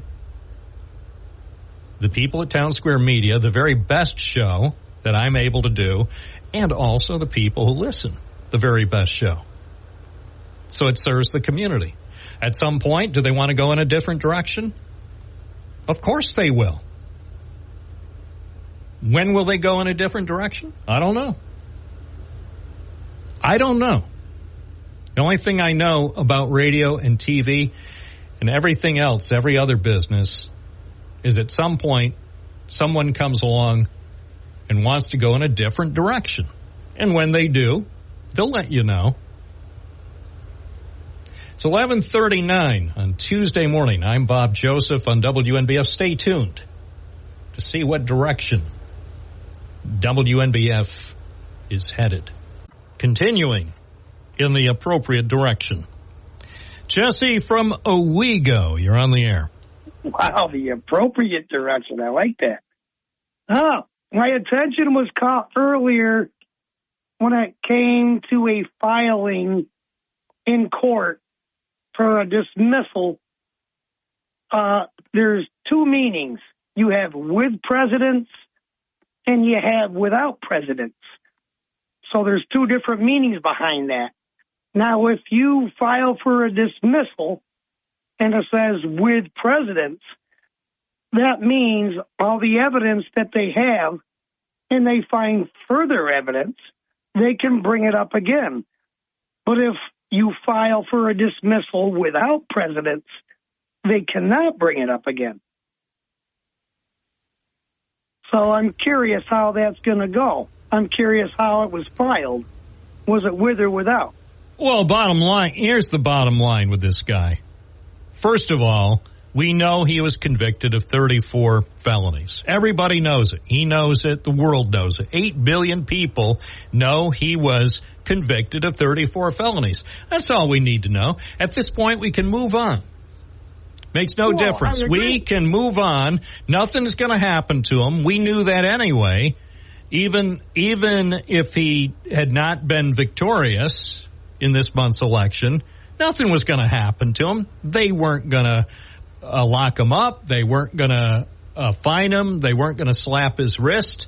They were going to go through the motions. They would have had the sentencing and said, suspended sentence. Why don't you go for 6 months, and if you stay out of trouble, then everything is fine, or whatever. No, but at this point, what difference does it make? You know, it's one of the interesting things about this guy. He was able to do the crimes, but he never had to do the time.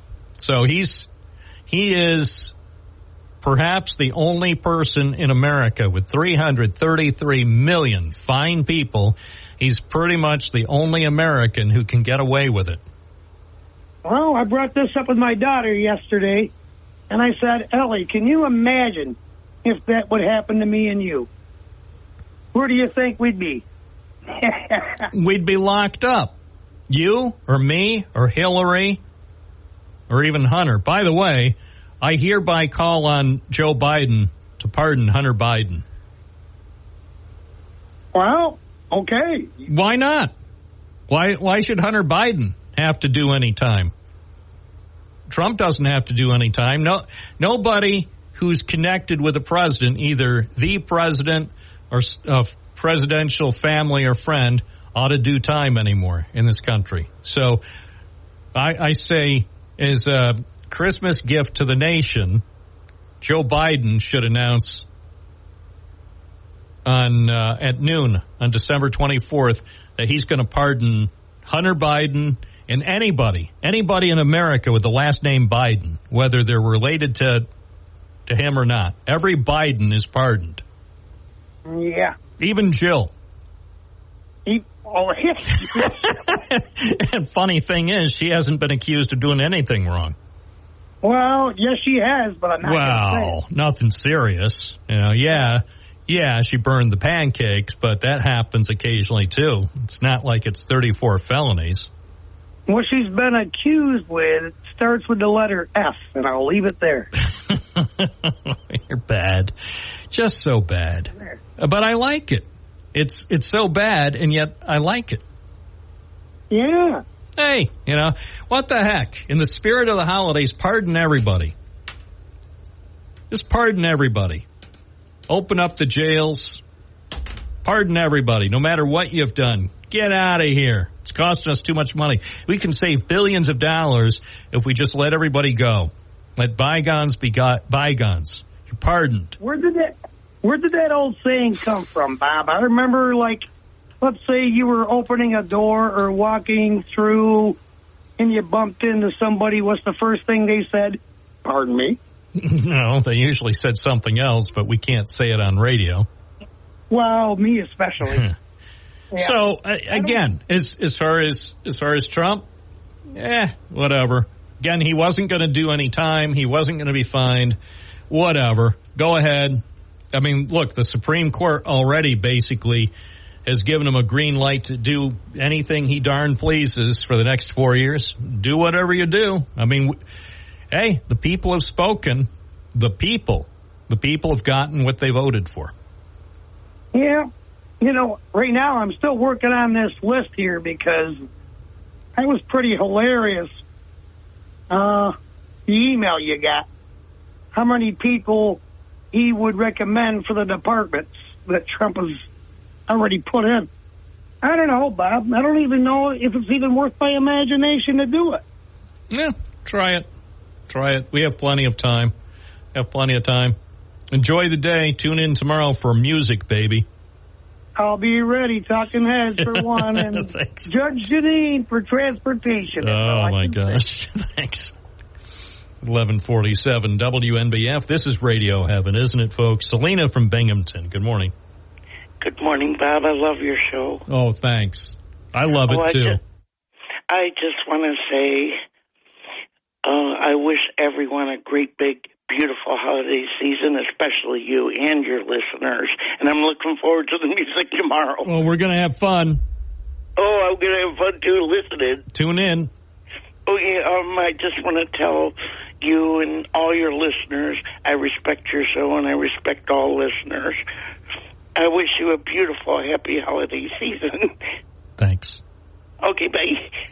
1148 WNBF, your station, your show, your phone number, 607-772-1290. Bob Joseph with you. It's Thanksgiving week. 92.1 FM, 1290 AM, online at WNBF.com. All right, let's see who the phone company has served up now. Oh, it's Dave in Binghamton. Good morning. Morning, Bob. Yeah, I guess the phone company knew I wanted to chat, so here we are. I wanted to mention I actually will be doing a practice when I'm preaching type stuff, so I am flying out of the Binghamton Airport on Thanksgiving, and it was cheaper actually than Ithaca, Elmira, and about the same as Syracuse. So, it's all about the timing of the purchase and looking at the different days, and it can be well priced. Looking at it a little bit in the future, the prices are a little higher for some reason, but not terrible. So it's not a bad option and a great thing, as long as people are planning and not saying, "Oh, I need to fly tomorrow." It's the good thing. And I also wanted to mention it looks like other places on the Parkway seem to be wanting to brighten up a little more than Dave's Hot Chicken. The IHOP next door did a cool little remodel outside. It's all bright and the signs changed. It's definitely an interesting little remodel they did. I'm guessing to try to attract more people, and it looks good. What about Subway? Do they come up with a new logo yet? No, but they are requiring a lot of franchisees to do their new prototype. So some older franchisees that don't have the money to remodel are closing, not here locally, but nationally and probably internationally. So if they had the old style Subway wallpaper and stuff, they don't want those anymore. And if they can't remodel, they're most likely going to have to sell or close. Are they going to bring back the $5 footlong? That seems like if they bring back the $5 footlong, I think they're going to get a lot more business. Oh, they'll definitely get a lot more business, but then the businesses that are Subways won't be able to survive that. I heard the franchise operators were mutinous when the last couple of times they brought that back, and from what I heard, corporate turned a deaf ear. Oh, we don't care that for every sandwich you're churning out at $5, you're losing 42 cents. We really don't care about that. Exactly. Yeah, that's the sad thing. And the what's interesting too, you always see participation may vary for all the ads for McDonald's. It's interesting that Subway didn't really allow that. Participation may vary, or prices and participation may vary, I believe is the wording. But it's like you look at all the restaurants on the Thruway and other places where they're not the traditional franchise agreements, and they charge so much. Like Popeyes on the Thruway, they on the menu board they had the meal, which always includes a drink, but there they said no, the drink's extra. So they actually put tape over the digital menu board. Well, I think if you're operating a franchise, I think you ought to be able to charge whatever the heck you want, what the market will bear. And if you're at an airport or a Thruway rest stop or whatever, go ahead. If you want to charge $15 for a sandwich people can get on Main Street in Binghamton for $5, go ahead. Word will get around. Oh, yeah. And that they do.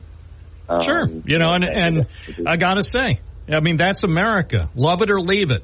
If you don't like the way American business operates and you can't tolerate, then leave. Otherwise, the way I see it, and I've lived here for a few years now, hey, I don't have to be happy with every business operator's decision, but if I don't like it, I'll go somewhere else that I like better. Yeah, and I agree with, if you don't like it, go somewhere else type it in regard to competition. But the only business that I don't believe the market will bear saying really works, even though people use it quite a bit, is fuel. I don't think gas, because for that, people, and, on the show, definitely it's been said, it's all what the market will bear. But it's like, but why should that be different? If I ran, we'll just say, in Wacky World, in another universe, I ran the best convenience store chain in upstate New York called Bob Mart's, and I wanted to charge $7 a gallon for my gas. Why shouldn't I? Oh, well, you can. Well, and that's what I'm saying. Or if I want to charge $2 a gallon, why should gas retailers be any different than anything else? Let the marketplace decide. Yeah, when there's competition, I agree. But when there's almost monopoly in a certain smaller community. Yeah, but that also applies to the aviation industry. Hey, the marketplace will decide. That's just the way it is in America. And yes, when we were growing up, in most businesses, there was a lot more competition.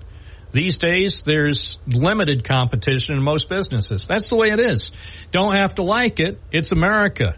It's America. Yeah. I'm staying, and I know I can't be 100% certain, but I'm nearly certain that every business will continue to see more and more consolidation, and that means these companies will have more and more pricing power. So if they want to get greedy, I'll have to pay more. At some point, when I reach the breaking point, I can drive to Canada and see how it goes there. My guess is, no matter how bad it gets, with more consolidation and more greedy companies trying to extract more money from people like me and you, I'm probably going to stay. True. But again, there's no law that says I can't live elsewhere. I mean, if I want to move to Pennsylvania or Quebec, I can. Maybe I can relearn all the French I forgot.